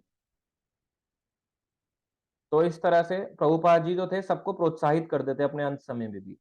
और कोई कोई उनको भागवतम के श्लोक सुनाते थे, और कई कोई भक्त उनका डिक्टाफोन इस तरह से पकड़े रहते थे, ताकि प्रभुपाद जी अपना ट्रांसलेशन जो वर्क है उसको चलाते रहें। आगे आता है इसमें, तो वहां पे शिला प्रभुपाद जी के गुरु भाई भी वहां पे आते रहते थे। गौड़िया मठ के जो प्रभुपाद जी के गुरु भाई, जैसे एक सन्यासी है इस्कॉन के, एग्जाम्पल के लिए मैं बता दूं, आपने सब देखा होगा, जय पताका स्वामी महाराज जी, हिज होलीनेस गोपाल कृष्ण गोस्वामी महाराज, हिज होलीनेस लोकनाथ स्वामी महाराज, इस तरह से। तो ये आपस में गुरु भाई हैं, एक ही गुरु के अलग अलग शिष्य हैं, है ना? तो ये गुरु भाई कहलाते हैं इस तरह से। तो अब ये जो महाराज हैं, ऐसे ही प्रभुपाद जी के जो गुरु भाई थे, यानी उनके गुरु भक्ति सिद्धांत सरस्वती ठाकुर के जो बाकी के शिष्य थे, गौड़िया मठ के जो सच्चे भक्त थे, अच्छे भक्त थे, वो प्रभुपाद जी से मिलने आए। कौन कौन? निष्किंचन कृष्णदास बाबा जी, पुरी महाराज, आश्रम महाराज, आनंद प्रभु और पुरुषोत्तम ब्रह्मचारी। लगभग 20 अन्य लोग और थे जो प्रभुपाद के पलंग के पास बैठे थे। गौड़िया मठ के भक्त आए थे। तो जब आए, प्रभुपाद जी आराम कर रहे थे, तो जब तक वो जगे नहीं तो सबने प्रभुपाद जी के लिए कीर्तन किया, हरे कृष्णा कृष्ण कृष्ण हरे हरे, हरे रामो रामो रामो हरे हरे। तो प्रभुपाद जी ने उसको जैसे ही देखा कि मेरे मेरे गुरु भाई आज मेरे अंतिम समय में आए हुए हैं और मेरे लिए कीर्तन कर रहे हैं, तो प्रभुपाद जी ने देखा कि मेरा अंत समय भी जल्दी आने वाला है, तो प्रभुपाद जी ने उनको उठाने के लिए कहा, उठने के लिए कहा। तो जैसे ही प्रभुपाद जी थोड़ा सा उठे, तो प्रभुपाद जी ने क्या किया, उनने उनको मिलके बहुत खुश हुए, और वो कहते कि मेरे से जितना हो पाया मैं महाप्रभु की वाणी का प्रचार कर सका। मैं चाहता हूँ कि हमारे गुरु महाराज का जो उपदेश है कि नगर आदि ग्राम हर जगह में इसका कृष्ण भक्ति का प्रचार होना चाहिए, तो आप सब जो हैं हमेशा इसका सहयोग करते रहें। और प्रभुपाद जी कहते हैं गौड़िया मठ के भक्तों के लिए कि मैंने यदि आपके प्रति अपने शिष्यों को कुछ भी कहा हो कि गौड़िया मठ ने मुझे कभी सपोर्ट नहीं दिया, गौड़िया मठ ने शुरू में मुझे खूब सपोर्ट दिया, पर जब मैं फॉरेन कंट्री चला गया तो किसी ने भी मेरे लेटर्स का रिप्लाई देना छोड़ दिया, कॉल्स को लेना छोड़ दिया। पर आज मैं आप सबसे माफी मांगता हूँ, है ना? इस तरह से उन्होंने कहा। वो आगे क्या क्या कहते हैं, प्रभुपाद जी ने इस तरह से जब माफी मांगी कि मेरे माफी को, मैं अपने ऐश्वर्यों से गर्वित हो उठा था, तो वहां पे उनके एक भक्त थे गौड़िया मठ के पुरी महाराज, तो उन्होंने बोला आपको कभी गर्व नहीं हुआ, जब आपने प्रचार प्रारंभ किया तो सारे ऐश्वर्य सारी सफलता आपके पीछे पीछे भागी, तो भक्त को जरूरत नहीं होती नाम प्रतिष्ठा की, जब वो कृष्ण भक्ति का प्रचार करता है अपने आप ही उसको नाम प्रतिष्ठा मिलती है। जो भी आप खुद प्रचार करके देखो, आपको ये नहीं करना पड़ेगा कि अपना नाम प्रतिष्ठा के लिए बोलना पड़ेगा कि मैं ये, अपने आप आपको नाम प्रतिष्ठा मिलेगी जब आप सही रूप से भगवान के लिए प्रचार करोगे। पूरी महाराज ने कहा, है ना? तो प्रभुपाद जी कहते मैं महापतित हूँ, तो पूरी महाराज इससे सहमत नहीं हुए। वो कहते आपने विश्व के लाखों लोगों को बचाया है, आपके अपराध का कोई प्रश्न ही नहीं उठता। आपको क्या कहना चाहिए कि मैं महापतित नहीं, मैं कौन हूं? महापतित पावन हूं, कि जो महापतित लोग थे, विदेशी लोग थे, उनको भी मैंने तार दिया, महापतित पावन लोग हूं। तो प्रभुपाद जी ने बताया कि तीन तरह के लोग होते हैं, तीन तरह के, कई बार भागवतम में बताया तीन तरह के भक्त होते हैं, कनिष्ठ अधिकारी, मध्यम अधिकारी, उत्तम अधिकारी। कनिष्ठ अधिकारी यानी कनिष्ठ भक्त जो होते हैं वो कैसे होते हैं? केवल खुद को भक्त मानना कि मैं हूं भगवान का भक्त और सारे लोग जो है ना इनको कुछ नहीं आता, केवल I am the only one, मुझे आता है केवल। फिर एक दूसरे लेवल पे भक्त होते हैं जो होते हैं मध्यम अधिकारी। मध्यम अधिकारी कैसे होते हैं? वो प्रचार के स्तर पे आते हैं कि मैं भी भक्त हूं, ये भक्त है मगर ये भक्त नहीं है, तो वो डिफरेंशिएट कर पाते हैं इस तरह से।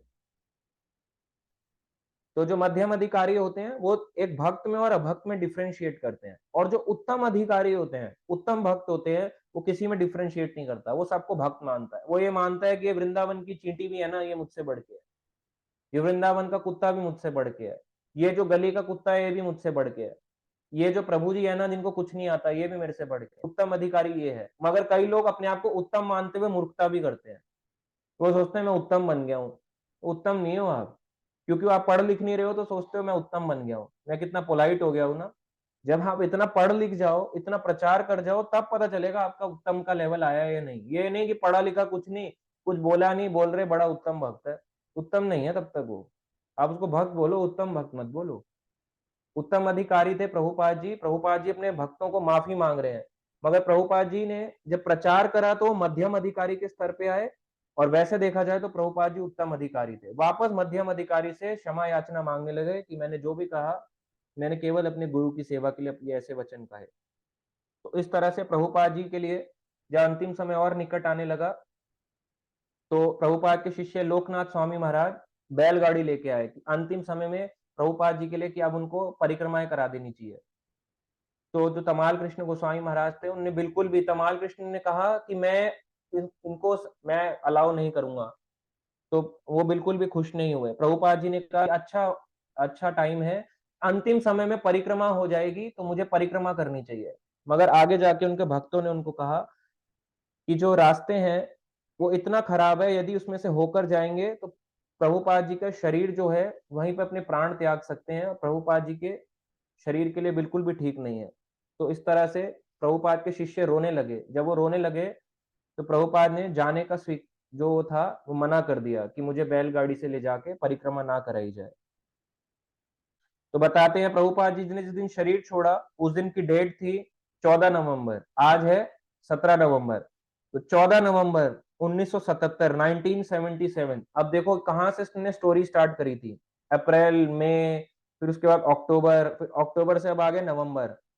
14 नवंबर 1977 को शाम 7:30 बजे वृंदावन में श्री कृष्ण बलराम मंदिर में यानी इस्कॉन वृंदावन में अपने कमरे में प्रभुपाद जी ने इस संसार को छोड़ा। और जब संसार को छोड़ा उस समय ऐसा नहीं था कि लोग रो रहे थे, सारे भक्त जो थे वो हरे कृष्ण महामंत्र गा रहे थे और रो भी रहे थे, कईयों के आंखों में आंसू थे, कई लोग जो चिल्ला भी रहे थे कि हमारे गुरुदेव चल बसे, इस तरह से। तो इस तरह से प्रभुपाद जी ने अंतिम समय तक भी उपदेश देते रहे भागवत के। इस तरह से प्रभुपाद जी ने जब शरीर छोड़ा तो सीधा भगवान के धाम गोलोक वृंदावन धाम को गए, हरि हरि बोल। तो प्रभुपाद साधारण व्यक्ति बिल्कुल भी नहीं थे। आप देखो, आप सोचो एक नॉर्मल व्यक्ति की डेथ कैसे होती है, मैं डेथ की बात कर रहा हूँ। हॉस्पिटल्स में, घर में बोले दादाजी सोए, चल बसे, सुबह उठे आंख नहीं खुली, दादी सोई, सुबह उठे आंख नहीं खुली, चल बसी। एक्सीडेंट में, या फिर कुछ गले में फंस जाता है तब, खून की कमी से, बीमारी से, बुढ़ापे से, कैंसर से, एड्स से, टाइफाइड से, मलेरिया बिगड़ने से, या फिर आप देखो अभी बीमारी आई, कई तरह की बीमारी आई, चिकनगुनिया, मलेरिया, डेंगू, उससे पहले आया कोविड, ऐसी बीमारियों से। मगर प्रभुपाद जी जो थे, भागवत सुनते सुनते अपना शरीर छोड़ा है। आप छोड़ सकते हो अंत समय में भागवत सुनना, अंतिम समय में जो भागवत सुन रहा है या कृष्ण के उपदेश सुन रहा है, वो तो भगवान के धाम को ही जाएगा, ये बात सत्य है। तो कई बार लोग कहते हैं, इसने से पूछा, एक बारी प्रभुपाद से एक व्यक्ति ने पूछा कि प्रभुपाद, अगर पता चला मरने के बाद कृष्ण नहीं है तो क्या होगा, हमारी तो भक्ति वेस्ट हो गई, इतने साल हमने भक्ति करी, सब वेस्ट चला गया ना, पता चला कृष्ण ही नहीं है। प्रभुपाद ने कहा, चलो हमने मान भी लिया यदि कृष्ण नहीं है, पूरे जिंदगी भर आपने भक्ति करी, मान लिया कि कृष्ण नहीं है। अब ये मानने के बाद कम से कम आपने जीवन तो अच्छा जिया, शराब नहीं पी, आपका लीवर खराब नहीं हुआ, मांस नहीं खाया, एक जीव की हत्या नहीं करी, आपने पर स्त्री पर पुरुष संग नहीं किया, अच्छा विवाहिक जीवन किया जिया, किसी एक दूसरे को चीट नहीं किया, इसके अलावा आपने जुआ नहीं खेला, गलत वे से पैसा नहीं कमाया, तो ये तो बहुत अच्छा है, इसमें गलत क्या है। और पर अगर यदि पता चल जाए मरने के बाद कि कृष्ण भी हैं, यमराज भी हैं, यमदूत भी हैं, तब क्या होगा? अगर मरते समय पता चल जाए कि सबके सब प्रेजेंट होते हैं, तो फिर क्या होगा उसका? इस तरह से प्रभुपाद जी ने उनको आंसर दिया करते थे। तो कुछ भक्त थे, वो चाहते थे प्रभुपाद जी का जो समाधि है वहीं पे बने, तो वहीं पे पास में प्रभुपाद जी की जो समाधि है वो वहां पे बनाई गई। तो बताते हैं, जब गुरु संसार को छोड़ते हैं तो भक्तों को तब जरूर रोना चाहिए। सामान्य डेथ पे रोए ना रोए, मगर कोई वैष्णव भक्त छोड़ जाए तो हरि नाम भी करना चाहिए। ये नहीं कि रोता ही रह जाए, हरि नाम ही छोड़ दिया कि अरे भगवान ने रक्षा नहीं करी, हरि नाम छोड़ देता हूँ। तो रोने भी लगे, और रोते रोते जब भी कर रहे थे, हरे कृष्ण महामंत्र भी गा रहे थे, और वहां पे प्रभु जी की समाधि बनी। वहां के जो समाधि बनी, वहां पे जो फूल डाले, फूल चढ़ाए गए प्रभुपाद जी पे, उन्हीं फूलों को लेके मायापुर में ले जाया गया, और मायापुर में बनी गोल्डन कलर के, वहां पे प्रभुपाद जी का विग्रह है, वहां पे बनी पुष्प समाधि। वही जो मेन समाधि से फूल ले जाए जाते हैं और जो समाधि बनाई जाती है, तो एक होती है समाधि, एक होती है पुष्प समाधि, तो वो पुष्प समाधि मायापुर में बनाई गई, जो भक्तों ने देखी भी है। तो इस तरह से ये प्रभुपाद जी का डिसअपियरेंस डे था।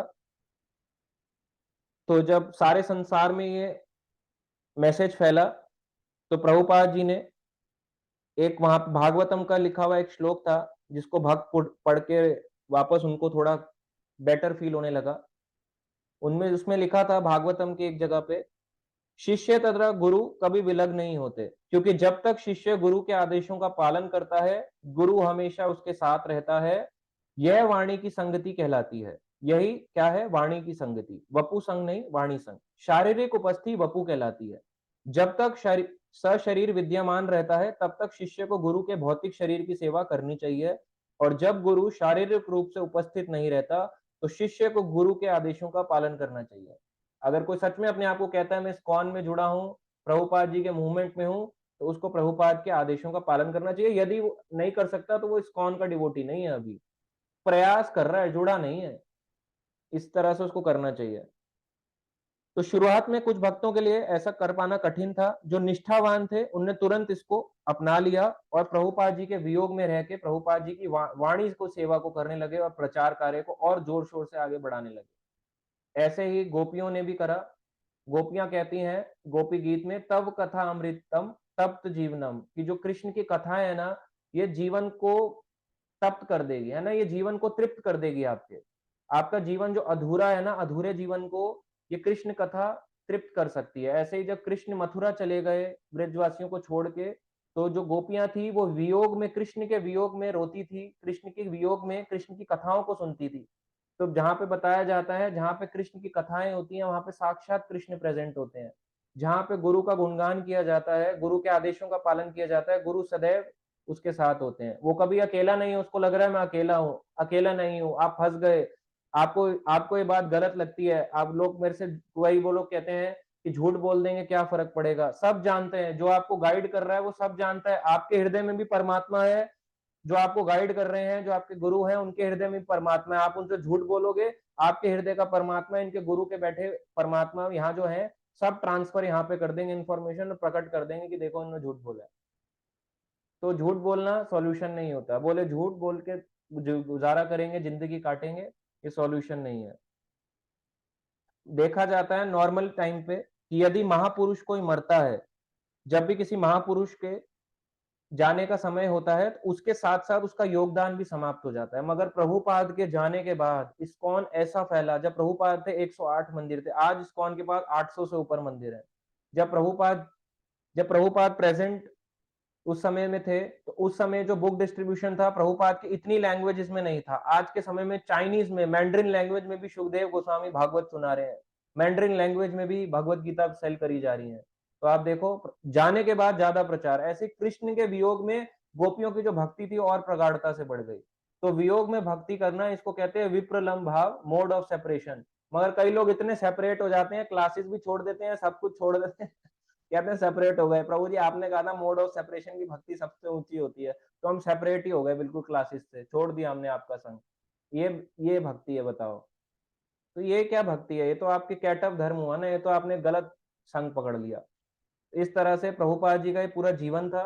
बहुत प्रभुपाद जी की लीलाएं हैं, प्रभुपाद ने इतना कुछ किया है जिसको हम सोच भी नहीं सकते। प्रभुपाद जी ने अंतिम समय तक उपदेश दिया। एक सोसाइटी है जो कहती है आर्ट ऑफ लिविंग, है ना? तो आर्ट ऑफ लिविंग के लिए हमारे कई भक्त इस्कॉन के भी कहते हैं कि लिविंग तो कुत्ता भी जानता है, चिड़िया भी जानती है जीना कैसे है। आर्ट ऑफ लिविंग, इस संसार को छोड़ना कैसे है, ये प्रभुपाद जी ने सिखाया हमें। लिविंग तो बहुत आसान है, लिविंग मुश्किल है। तो लिविंग कैसे इस संसार को लीव करना है अंत समय में, ये प्रभुपाद जी की पूरी टीचिंग थी। अंत समय तक भी प्रभुपाद जी प्रचार करके गए। तो बहुत कुछ है प्रभुपाद जी के जीवन से सीखने के लिए। तो हमें कम से कम प्रार्थना करनी चाहिए कि हमें प्रभुपाद जी की कृपा मिले, मैं कभी इस्कॉन से भटकू ना। मैं जहाँ हूँ बिल्कुल परफेक्ट सोसाइटी में हूँ, परफेक्ट संप्रदाय में हूँ। ये भी मैं आपको बता दूं, ये भी प्रिडिक्शन हो चुकी है कि जो 4 संप्रदाय हैं कलयुग में, लक्ष्मी जी का, शिव जी का, ब्रह्मा जी का और चतुर कुमार का, चारों संप्रदाय आके वापस इस गौड़िया वैष्णव यानी चैतन्य महाप्रभु के संप्रदाय में मिल जाएंगे। आने वाले कुछ समय के बाद चारों संप्रदाय, अभी नहीं, ये कुछ ही सालों के अंदर आप देखोगे मिल जाएंगे, मर्ज हो जाएंगे। इसलिए तो आप देखते हो, आप कहते हो उन संप्रदायों में तो प्रचार नहीं होता। यही तो सत्य है, चैतन्य महाप्रभु के संप्रदाय में प्रचार होता है। महाप्रभु का माधवाचार्य यानी ब्रह्मा जी के संप्रदाय में आ रहा है। महाप्रभु खुद भी भगवान है, मगर इस संप्रदाय में भी आ रहे हैं। तो इसी संप्रदाय में चारों संप्रदाय इसमें मर्ज होके और यहीं से आगे प्रचार कंटिन्यू हो। तो ये जो प्रभुपाद का मूवमेंट है, ये अभी 10,000 साल तक और फैलेगा। 10,000 साल तक बताया जाता है कि पृथ्वी के नगर आदि ग्राम सर्वत्र प्रचार होई वो मेरा नाम। भगवान कहते हैं कि पृथ्वी के नगर आदि ग्राम, ऐसा कोई जगह नहीं बचेगी इस संसार में 90% से ऊपर लोग हरि नाम लेंगे। 90% से आप जितने भी चले जाओ, शहर गांव, मांस मछली टंगड़ी जितनी तोड़ रहे हैं ना, 90% लोग भगवान का नाम जप करेंगे। 90% से भी ज्यादा। जो आप अपने आस पड़ोस में बोल रहे हो, जो अभी हाय हेलो चल रहा है ना, अभी कुछ सालों के अंदर ही देखना सब हरे कृष्णा करने लगेंगे धीरे धीरे। तो ये बहुत बड़ी है प्रभुपाद जी की कृपा। उन्होंने जो जो भगवान ने प्रदान करा, वो गुरु ने प्रदान कर दिया हमारे। तो ये प्रभुपाद जी के डिसअपियरेंस डे कथा थी। थैंक यू जिन सब ने ज्वाइन किया, और जिनका कोई क्वेश्चन हो छोटे छोटे, अब हम वो लेंगे। उससे पहले एक छोटी सी अनाउंसमेंट है जयपुर यात्रा के लिए रिलेटेड। जो ऑनलाइन भक्त हैं उनके लिए 2000 रहेगा। जो ऑनलाइन कनेक्टेड है, आउटसाइड दिल्ली रहते हैं या फिर सेल्फ ट्रेवल करना चाहते हैं दिल्ली से भी, उनके लिए 2000 है। और जो खुद से ट्रैवल और जो साथ में चलना चाहते हैं उनके लिए 2500 है।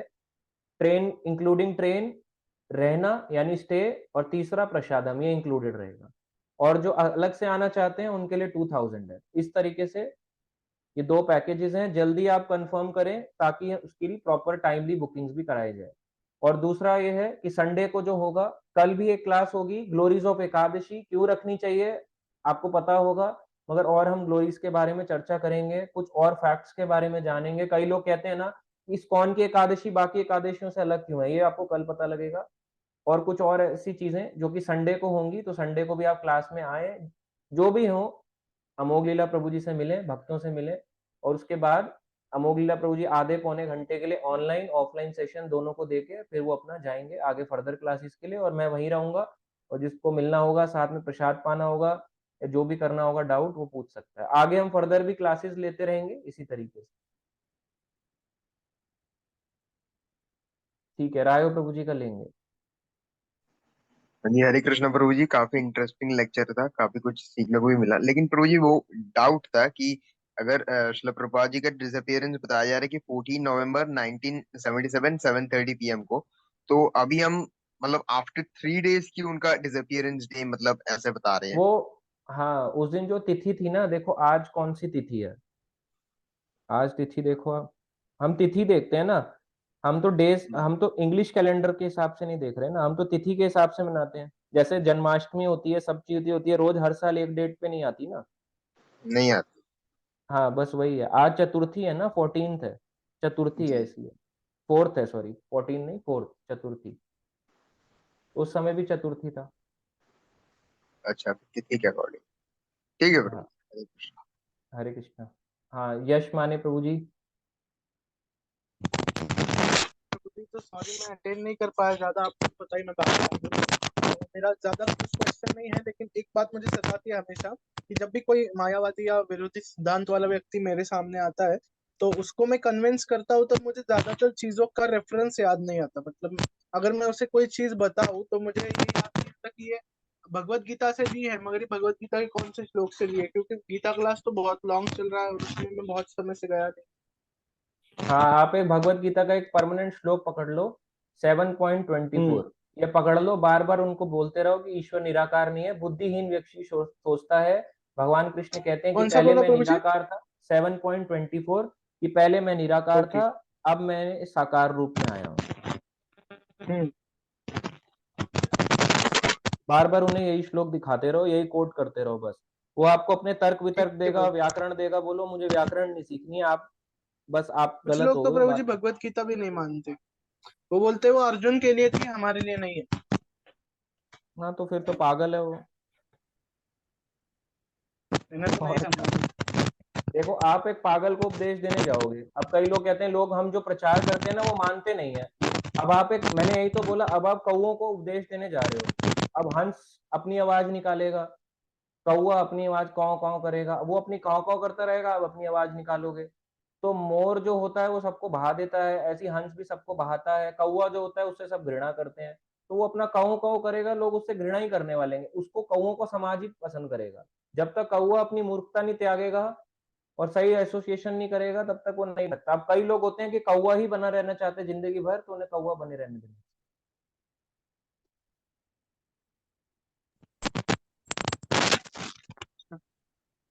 और हाँ प्रभु जी, मैं ये पूछना चाह रहा था कि लोग, आपने कहा कि आप क्लासेस नहीं लेते, ऐसा कुछ बोलते हैं, तो आप भी क्लासेस लेते हो या नहीं लेते अभी? ले तो रहा हूँ, और कौन सी क्लास। नहीं, आप प्रभु आप हाँ क्लासेस नहीं, कई लेते लोग हैं? ऐसा सोचते हैं, कई लोग ऐसा सोचते हैं कि मैं जो है, वो सोचते हैं कि मैं, कई बार क्या होता है देखो, मैं शेड्यूल रखता हूँ सैटरडे का संडे का। कई लोग सोचते हैं कि मैं, आप तो अपने शिक्षा गुरु की क्लास नहीं ली ना। अब एग्जाम्पल के लिए महाराज के जो लेक्चर्स होते हैं वो संडे को रख दिए जाते हैं, कई प्रीचर्स होते हैं वो भी संडे को कहीं और टेम्पल में लेक्चर दे रहे हैं, उस हिसाब से तो सारे टेम्पल्स में प्रचार रुक जाना चाहिए। आपका यही मानना है ना, वो कभी चाहेंगे कि प्रचार रुक जाए? ये वो जानते हैं कि जो प्रचार कर रहा है ये तो आगे पीछे भी सुन लेगा, मगर जिनको प्रचार करना है ये तो 8 बजे ही आएंगे सुबह, ये इसी रात के 8 बजे ही आएंगे, ये आगे पीछे नहीं करेंगे टाइम। दूसरा जो प्रचार करने वाला है वो तो आगे पीछे करके सुन सकता है। तो यहाँ पे लोग सोचते हैं कि, वो सोचते हैं कि ये सुनता नहीं होंगे, ऐसे ही होंगे, है ना, जुड़ गए रहेंगे, अपना मानते नहीं होंगे किसी की, तो यहाँ लोग फंस जाते हैं। ऐसा लोगों को सोचना मानना है, सबका नहीं, कुछ कुछ का। मतलब आप भी अभी भी क्लास ले रहे हो? हाँ क्यों नहीं लेते, हर कोई लेता है। क्या इतने सारे प्रीचर ठीक महाराज है की नहीं प्रभु। लेते क्या? वो लेते हैं, महाराज लोग प्रभुपाद का ऑडियो सुनते हैं, हम्म। सब करते हैं। ठीक है प्रभु जी, मैं इसका रिकॉर्डिंग फिर से देखूंगा क्योंकि मैं बहुत लेट ज्वाइन किया था। ठीक है, थैंक यू प्रभु जी। हरे कृष्ण। अभिमन्यु प्रभु जी। हरे कृष्ण प्रभु जी, धन्यवाद, प्रणाम। प्रभु जी आज का सेक्शन बहुत अच्छा रहा। प्रभु जी मेरा एक क्वेश्चन था। हाँ जी। हाँ प्रभु जी मेरा एक क्वेश्चन था, जैसे मान लो आपने बोला कि किसी की जब नियरेस्ट डेथ हो जाती है तो हमें भगवत गीता भागवतम पढ़ना चाहिए। तो इन द स्पॉट अगर मान लो प्रभु जी अगर हॉस्पिटल में किसी की डेथ हो जाती है और वहां तो वो लोग परमिशन नहीं देते ना कि आप भगवत गीता पढ़ाओ, स्पेशली अगर क्रिश्चियन हॉस्पिटल या मुस्लिम हॉस्पिटल में, वहां वहां तो वो पे अलाउ हरि नहीं नाम करेंगे। करना चाहिए। हरि नाम प्रभु तो जी कर ही सकते हो, बोलो प्रे प्रे भी ना करें मन अंतिम समय। बोलो एक आखिरी इच्छा थी मेरे दादी जी की, अब अंतिम इच्छा तो पूरी करने दो। हॉस्पिटल आपका है तो ये थोड़ा ना नाम भी नहीं लेंगे हम। वो लोग भी तो नाम लेते हैं, चद्दर लगा के कहीं पे भी नाम लेना शुरू करते हैं। जब वो ले सकते हैं हम क्यों नहीं ले सकते? जी प्रभु जी, जैसे मान लो कि वो हरि नाम मतलब कीर्तन नहीं करने देंगे, मतलब जैसे मान लो जाप होता कीर्तन है तो वो। नहीं करने देंगे, वो विरोधी होते हैं ना, पर आप धीरे धीरे तो बोल ही सकते हो। जी जी जी जी तेज तेज शोर मत करो, पर धीरे धीरे तो बोल ही सकते हो। जी जी प्रभु जी, अगर मान लो हॉस्पिटल वाले अगर प्राइवेट हॉस्पिटल वाले अलाउ नहीं करेंगे तो हम कैसे कर सकते हैं प्रभु जी? तो फिर जो बाकी के क्रियाकर्म है वो अच्छे से करने चाहिए, और जब बॉडी को ले जाया जाता है तब हरि नाम कर सकते हैं। सब तो नहीं करेंगे फैमिली में, पर जो व्यक्ति जानता है इसकी इंपॉर्टेंस वो तो कर ही सकता है ना। जी प्रभु जी चैंटिंग जी। बैग लेके नहीं करना है, मुंह से गाना है अच्छा जी ताकि प्रभु जी, कान में क्या जाए। कहना है कि चैंटिंग बैग में तो है। डॉक्टर्स लोग बोलते हैं ना कि आप जो भी करो धीरे करो, मतलब अदर हाँ तो दूसरे धीरे पेशेंट धीरे को। कर लो ना। अब आप धूम धूम करके मृदंग बजा रहे हो उनका जी जी पेशेंट भी हिल गया पूरा का पूरा। पर जो भक्त होगा ना वो कभी नहीं हिलेगा, उसको आनंद ही आएगा कीर्तन सुनने में। बहुत लाउड वॉल्यूम में नहीं, बट अच्छे वॉल्यूम भी होगी तो उसको अच्छा ही लगेगा। जी जी जी जी। प्रभु जी मेरा दूसरा क्वेश्चन है, जैसे मान लो कि हम लोगों से पूछेंगे कि आपके शिक्षा गुरु कौन है, तो हम किसको बताएंगे प्रभु जी? आप प्रभुपाद बोलो बस। बोलो वो हैं, हम उनके संस्था में जुड़े हुए हैं। और बाकी बाकी हमारे जो हैं, मैं प्रशांत आप तो उनके साथ भी जुड़े हुए हैं। या यदि आप बोल सकते हो मैं काउंसलर है रजत प्रभु जी के साथ भी जुड़ा हुआ हूँ as a ji ji counsellor. जी जी जी जी बस। जी जी। धन्यवाद प्रभु जी। हरे कृष्ण। ठीक है, आप बोल सकते हो बिल्कुल 100%। कोई भी वक्त हो वो बोल सकता है। अगर आपसे पूछे कहाँ जुड़े हो, आप बोल सकते हो हमारे जो काउंसलर है रजत प्रभु जी हैं, इस्कॉन द्वारका काउंसलिंग टीम में हम जुड़े हुए हैं, बस सिंपल। इसमें क्या आप, आपका टेम्पल आ गया इस्कॉन द्वारका काउंसलिंग, आ गया इस्कॉन द्वारका काउंसलिंग में जुड़े हैं, रजत प्रभु जी हैं काउंसलर है हमारे, उनके साथ जुड़े हैं, बात खत्म। अब इसमें एक्सप्लेनेशन क्या रहते थे, कुंडली बताओ, वो बताओ कहाँ रहते हैं, 2 हाथ है, 30 उंगली है, कैसी है, अंगूठा तो नहीं निकला हुआ ऐसे करके उनका, एक आंखें तो नहीं है बड़ी छोटी, अब इतना थोड़ा ना कोई पूछेगा इतनी डिटेल। ठीक है, और भी क्वेश्चंस आए हैं। वन प्लस, आप अपना नाम बताएं वीडियो ऑन करके। अ, हरे हरे हरे कृष्णा। हरे कृष्णा प्रभु जी। हाँ जी, हरे कृष्णा प्रभु जी। जी प्रभु जी, मेरा एक प्रश्न था कि आपका अभी प्रभु जी पूरा नाम? देवांश यादव। अच्छा, देवांश यादव प्रभु जी, हाँ जी। जी। प्रभु जी, मेरा एक थोड़ा प्रश्न था कि अभी दिवाली की छुट्टियां हुई थी हमारे यहाँ, तो मैं अपने घर चला गया था।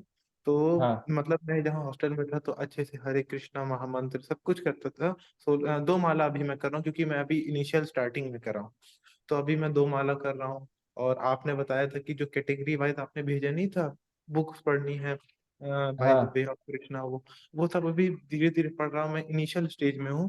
तो अभी मैं दिवाली की छुट्टी में घर चला गया था अपने घर। और मेरी बुद्धि मतलब मैं मतलब माला जब करता था लेकिन उतना हो भी नहीं पा रहा था।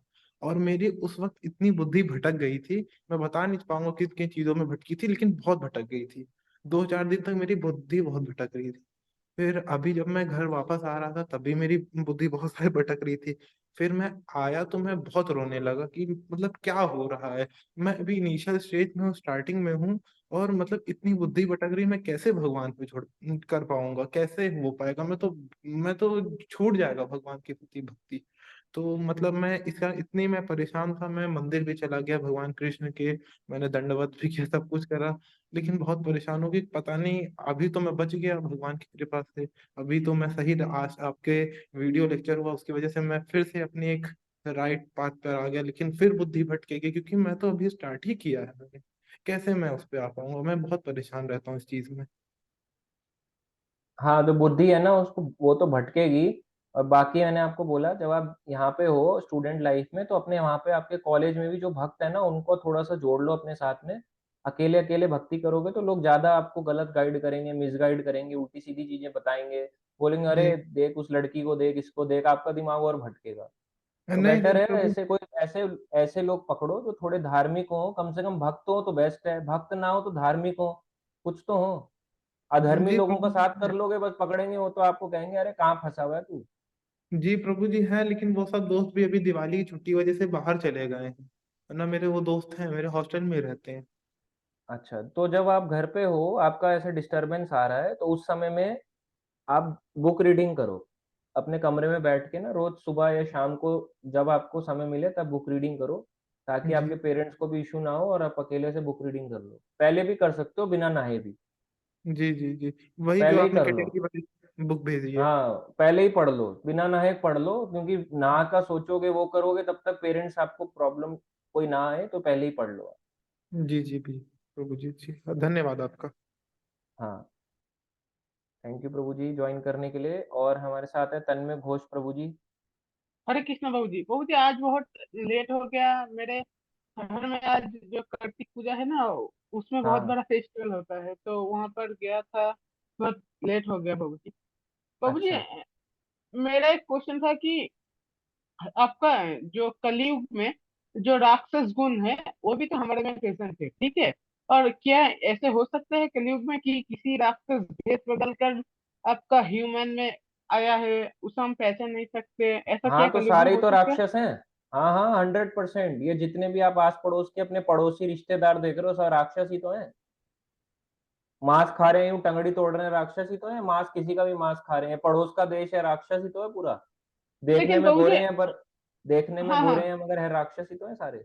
लेकिन जब कोई राक्षस आपका हरि नाम लेता है, और क्या बताओ किस में फॉरवर्ड होता है, तो उनका क्या राक्षसपन घट जाता है, या फिर उनका हाँ, जो खत्म हो स्पिरिट जाएगा। है वो टोटली खत्म। कन्वर्ट हो जाता है? यही तो महाप्रभु ने कहा कि मैं हरि नाम लेके आऊंगा कलयुग में। इस कलयुग में मैं आऊंगा और लोगों का जो हृदय है, आसुरिक हृदय है, डेमोनियक नेचर है, उसको मैं इस हरि नाम की तलवार से काट डालूंगा।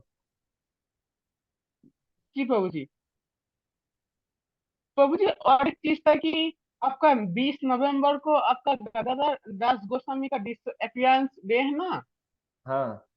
प्रभु जी, उनके ऊपर क्या क्लास होगा? नहीं प्रभु जी, वो तो अब ये तो चैतन्य महाप्रभु के वो है, इनके ऊपर अगर हम क्लास करने लगेंगे तो भक्त कंफ्यूज हो जाएंगे। ज्यादातर चैतन्य महाप्रभु के भक्त उनकी तरह ही दिखते थे, ड्रेसिंग और वो सब उन्हीं तरीके का था, तो लोग कंफ्यूज हो जाएंगे आप कौन से गदाधर पर की बात कर रहे हो। गदाधर पंडित अलग है, गदाधर दास अलग है, ये अलग है, श्रीवास अलग है, श्रीनिवास अलग है। चैतन्य हाँ महाप्रभु के बहुत हैं। हाँ प्रभु जी। प्रभु जी, हुआ यूं कि मेरे नजदीक में ही जो है ना, उनका समाधि वगैरह है, तो आज गया था। तो कुछ लोग कह रहे थे कि 20 नवंबर को आना, वहां पर बहुत बड़ा प्रोग्राम होने वाला है, तो मैंने सोचा कि वहाँ हमारे हाँ, ये में बहुत अच्छा है, आप जाओ और के तो अच्छी बात ही है। आप रहते ही आप तो रहते ही धाम में हो, खुद ही धामवासी हो, नवद्वीप के आस अंदर पूरे उसमें रहते हो, गौड़ देश में, तो फिर तो कोई दिक्कत ही नहीं है, जाओ। हाँ प्रभु जी, और एक बात बता कि कुछ दिन आपका 2 हफ्ते के आसपास में क्लास ज्वाइन नहीं कर पाऊंगा प्रभु जी। मेरा जो प्री बोर्ड्स का एग्जाम आ रहा है, तो प्रभु जी क्या कुछ हाँ, दिक्कत हो सकती है? नहीं कोई दिक्कत नहीं है, आप पढ़ो। अगर आप पढ़ोगे नहीं तो लोग कहेंगे मैंने आपको फेल करवा दिया। तो आप पढ़ो अच्छे से, वो करो। आपके पीछे ये भी देखो, लोग कहेंगे पढ़ लिख यहाँ पे पढ़ता था तो फेल हो गया। हाँ तो मुझे, लेकिन क्या बताऊँ आपको, इस्कॉन से जब से कनेक्ट हुआ हूँ मैं, क्या जो टेंशन नाम का जो चीज है वो पूरा मेरे अंदर से निकल गया है। हरी बोल, बहुत अच्छा है। ऐसे ही तो स्टूडेंट चाहिए हमें। प्रभुपाद से कहते हैं कि आप पूरा छोटे टेंशन छोटे ही बच्चों निकल को गया भक्त क्यों हमारा। बना रहे हो। प्रभुपाद ने बोला देखो, छोटे छोटे बच्चों को भक्त क्यों बना रहे हो आप। प्रभुपाद ने कहा देखो, कृष्ण कैसे लग रहे हैं जवान, अर्जुन कैसे लग रहे हैं जवान, तो यह है ही जवानों के लिए, बुढ़े लोगों के लिए नहीं है। अगर आ जाए तो हाँ, बूढ़ा बूढ़ा व्यक्ति भी जवान जैसा फील करने लगता है यहाँ पे आके क्या इस्कॉन में। बताऊँ आपको, 3-4 दिन के बाद मेरा टेस्ट एग्जाम है, लेकिन कोई मुझे देख कर ही नहीं समझेगा कि मेरा ये टेस्ट एग्जाम है। क्या बताऊँ आपको, मैंने, मेरा प्रेशर ही बहुत नहीं है अच्छा है, कुछ में। ऐसे ही तो होना चाहिए, निडर रहो मेरे बिल्कुल। जो फ्रेंड्स है वो भी कॉन्फ्यूज हो जाता है कि मैं इतना इजीली कैसे हैंडल कर सकता हूँ सब चीजों को।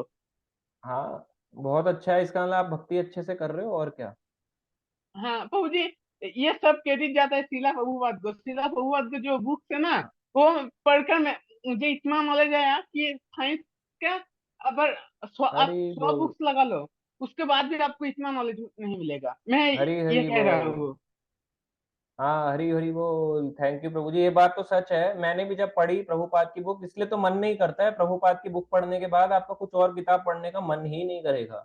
आपको साइंस, जो मॉडर्न साइंस है, उसमें आपको क्या है, आपको इंडिफरेंट लगने लगेगा, कुछ भी अच्छा नहीं लगेगा साइंस में। कुछ अच्छा नहीं अगर लगेगा, नॉवल गंदे लगने लगेंगे, किताबें गंदी लगने लगेगी, इतना सारा बाजार में कचरा मिल रहा है, सब गंदा लगने लगेगा आपको, जो लोग खरीद खुद रहे हैं को ना ही ऐसे ऐसे डस्टबिन लगने लगेगा, सबसे सब। बड़ी बात।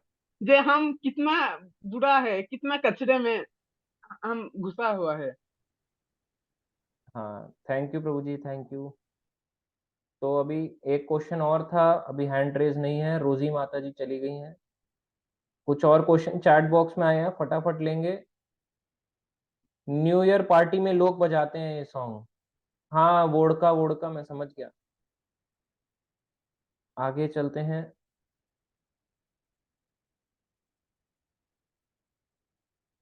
कई लोग जनेऊ पहन के फ्लैश खाते हैं, अरुणांशु प्रभु जी कह रहे हैं, तो वो अपराधी हैं, मूर्ख लोग हैं।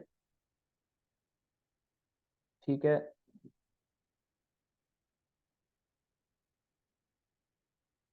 और आगे हम देखते हैं कुछ क्वेश्चन।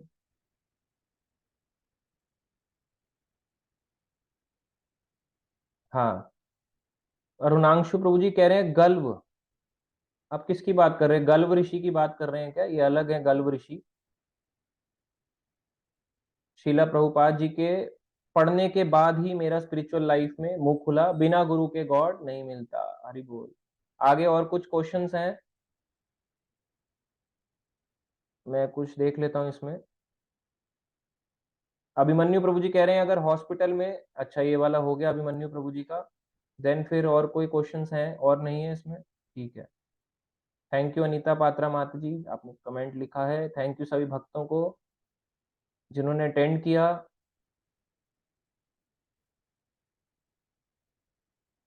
यहाँ पे आ रहा है एक क्वेश्चन है कि मेरा भी सेम क्वेश्चन था, क्या क्वेश्चन है अनीता माता जी? हाँ, कि वन प्लस ये जो है प्रभु जी देवांश यादव, कि सच में ऐसा होने वाला है कि 90% लोग भक्ति करेंगे? ये बात 101% सच है। इस भौतिक संसार के 90% लोग जो हैं भगवान का हरि नाम लेंगे, ये बात सच है। प्रिडिक्शन है पृथ्वी के हर नगर आदि ग्राम में भगवान चैतन्य महाप्रभु का नाम गूंजेगा। हर नगर आदि ग्राम में, अभी तो आपकी गली में ही नहीं गूंजा। आपकी गली, आपके अपार्टमेंट में नहीं गूंजा, तो अभी तो गूंजेगा ना। अभी होगा, वो समय आएगा, हो सकता है हम किसी और योनि में चले जाएं या भगवान के धाम को चले जाएं, मगर रहेगा। हाँ, रिया माता जी कह रही हैं कि प्रभु जी जब हम जयपुर में यात्रा करेंगे तो nearest metro station, nearest railway station होगा जयपुर ही, जयपुर रेलवे स्टेशन ही रहेगा। ये है आईफोन। मिन्नी गोला माता जी, आपका क्या क्वेश्चन है? आप अनम्यूट करके पूछ सकती हैं।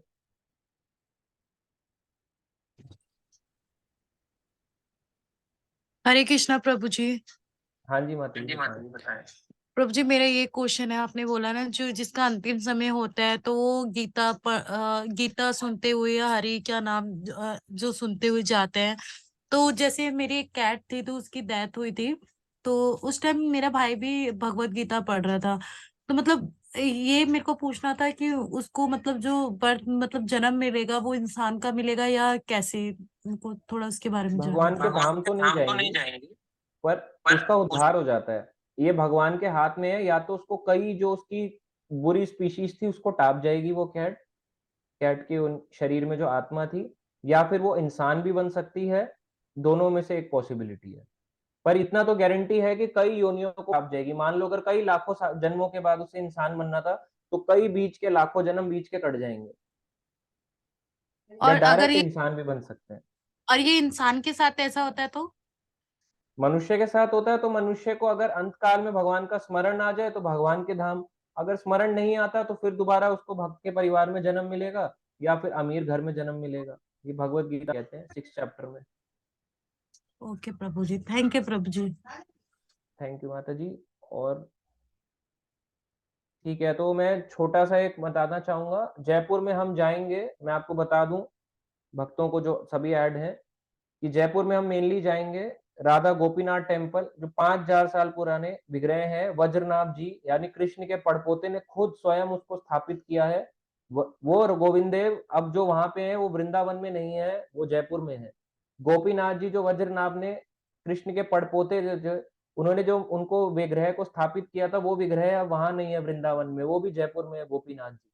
ताड़केश्वर महादेव इस युग के विग्रह नहीं है, सतयुग त्रेता युग से चला आ रहा है ताड़केश्वर महादेव, वो वहीं पे आज भी विराजमान है। जयपुर में कृष्ण मीराबाई जिस विग्रह की 500 साल पहले पूजा किया करती थी, कृष्ण मीरा मंदिर, जिसे जगत शिरोमणि मंदिर भी कहते हैं, आमेर के किले में, आमेर फोर्ट, उस किले में है। राजा जय सिंह के नाम से जयपुर पड़ा। जयपुर को पिंक सिटी भी, क्योंकि भगवान कृष्ण गुलाबी रंग के हैं, भगवान के हाथ पैर कमल चरण गुलाब के रंग के हैं, इसलिए भगवान का ये जो इस पड़ा, ये जयपुर का नाम दिया गया पिंक सिटी, क्योंकि भगवान यहाँ रहते हैं, गोविंद देव और गोपीनाथ जी। यहाँ पे बहुत सारी और भी लीला स्थली है। गल्भ ऋषि का आश्रम है, जहाँ गल्भ ऋषि ने तपस्या करी, यहाँ पे प्रभुपाद जी भी रहे, तुलसीदास जी भी गए गल्भ ऋषि आश्रम में। यहाँ पे चरण पहाड़ी मंदिर है, जहाँ पे कृष्ण बलराम क्रीड़ा करते हुए आए, नंद बाबा भी आए, तो कृष्ण के चरण चिन्ह है चरण पहाड़ी पे। तो बहुत सारी जगहें हैं, लीला स्थली है। और ये सबसे बड़ी बात है, कहीं बाहर बड़ा बोर्ड नहीं लगा। ऐसा अंदर बड़े बड़े महल हैं मगर बाहर कोई बोर्ड नहीं है, इसलिए उसका नाम दिया गया गुप्त वृंदावन, गुप्त रूप से वृंदावन। क्योंकि जो राजा थे जय सिंह, वो चाहते थे कि जितनी भी ये विग्रह हैं, इनको औरंगजेब और बाकी के मुगल एम्परस इनको तोड़े ना, तो वहां के कई विग्रहों को अपने साथ वो जयपुर में लेके आ गए। एक विग्रह को मदन मोहन जी को वो करौली में जाके स्थापित कर देते, वो भी 5000 साल पुराने हैं। तो गोविंद देव, गोपीनाथ, मदन मोहन वृंदावन में नहीं है, वो जयपुर और करौली में है, मदन मोहन जिसमें से 2 जयपुर में है। तो अब आप देखो बहुत लीला स्थलियां हैं जयपुर के अंदर भी, चैतन्य महाप्रभु भी आए, महाप्रभु मंदिर भी है, इस्कॉन भी है, तो वहां पे कई लीला स्थलियां हैं और सब गुप्त रूप से हैं, तो गुप्त वृंदावन नाम से जयपुर को जाना जाता है, तो इसलिए हम वहां यात्रा करेंगे। आने वाले समय में और भी स्टेट्स में जाएंगे, बंगाल हो गया, असम हो गया, अलग अलग और जहाँ पे लीला स्थलियां हुई हैं, बिहार, और हम जाएंगे उत्तराखंड, अयोध्या। पहले अयोध्या सोचा था, पर अयोध्या की जो यात्रा है वो लंबी बनेगी, इतनी 3 डेज में कवर नहीं हो पाएगी। प्रयागराज जाएंगे, आने वाले समय में उज्जैन जाएंगे, और हम जाएंगे तिरुपति बालाजी, उडुपी कृष्णा, जगन्नाथपुरी, सबका पूरा पूरा प्लान होगा।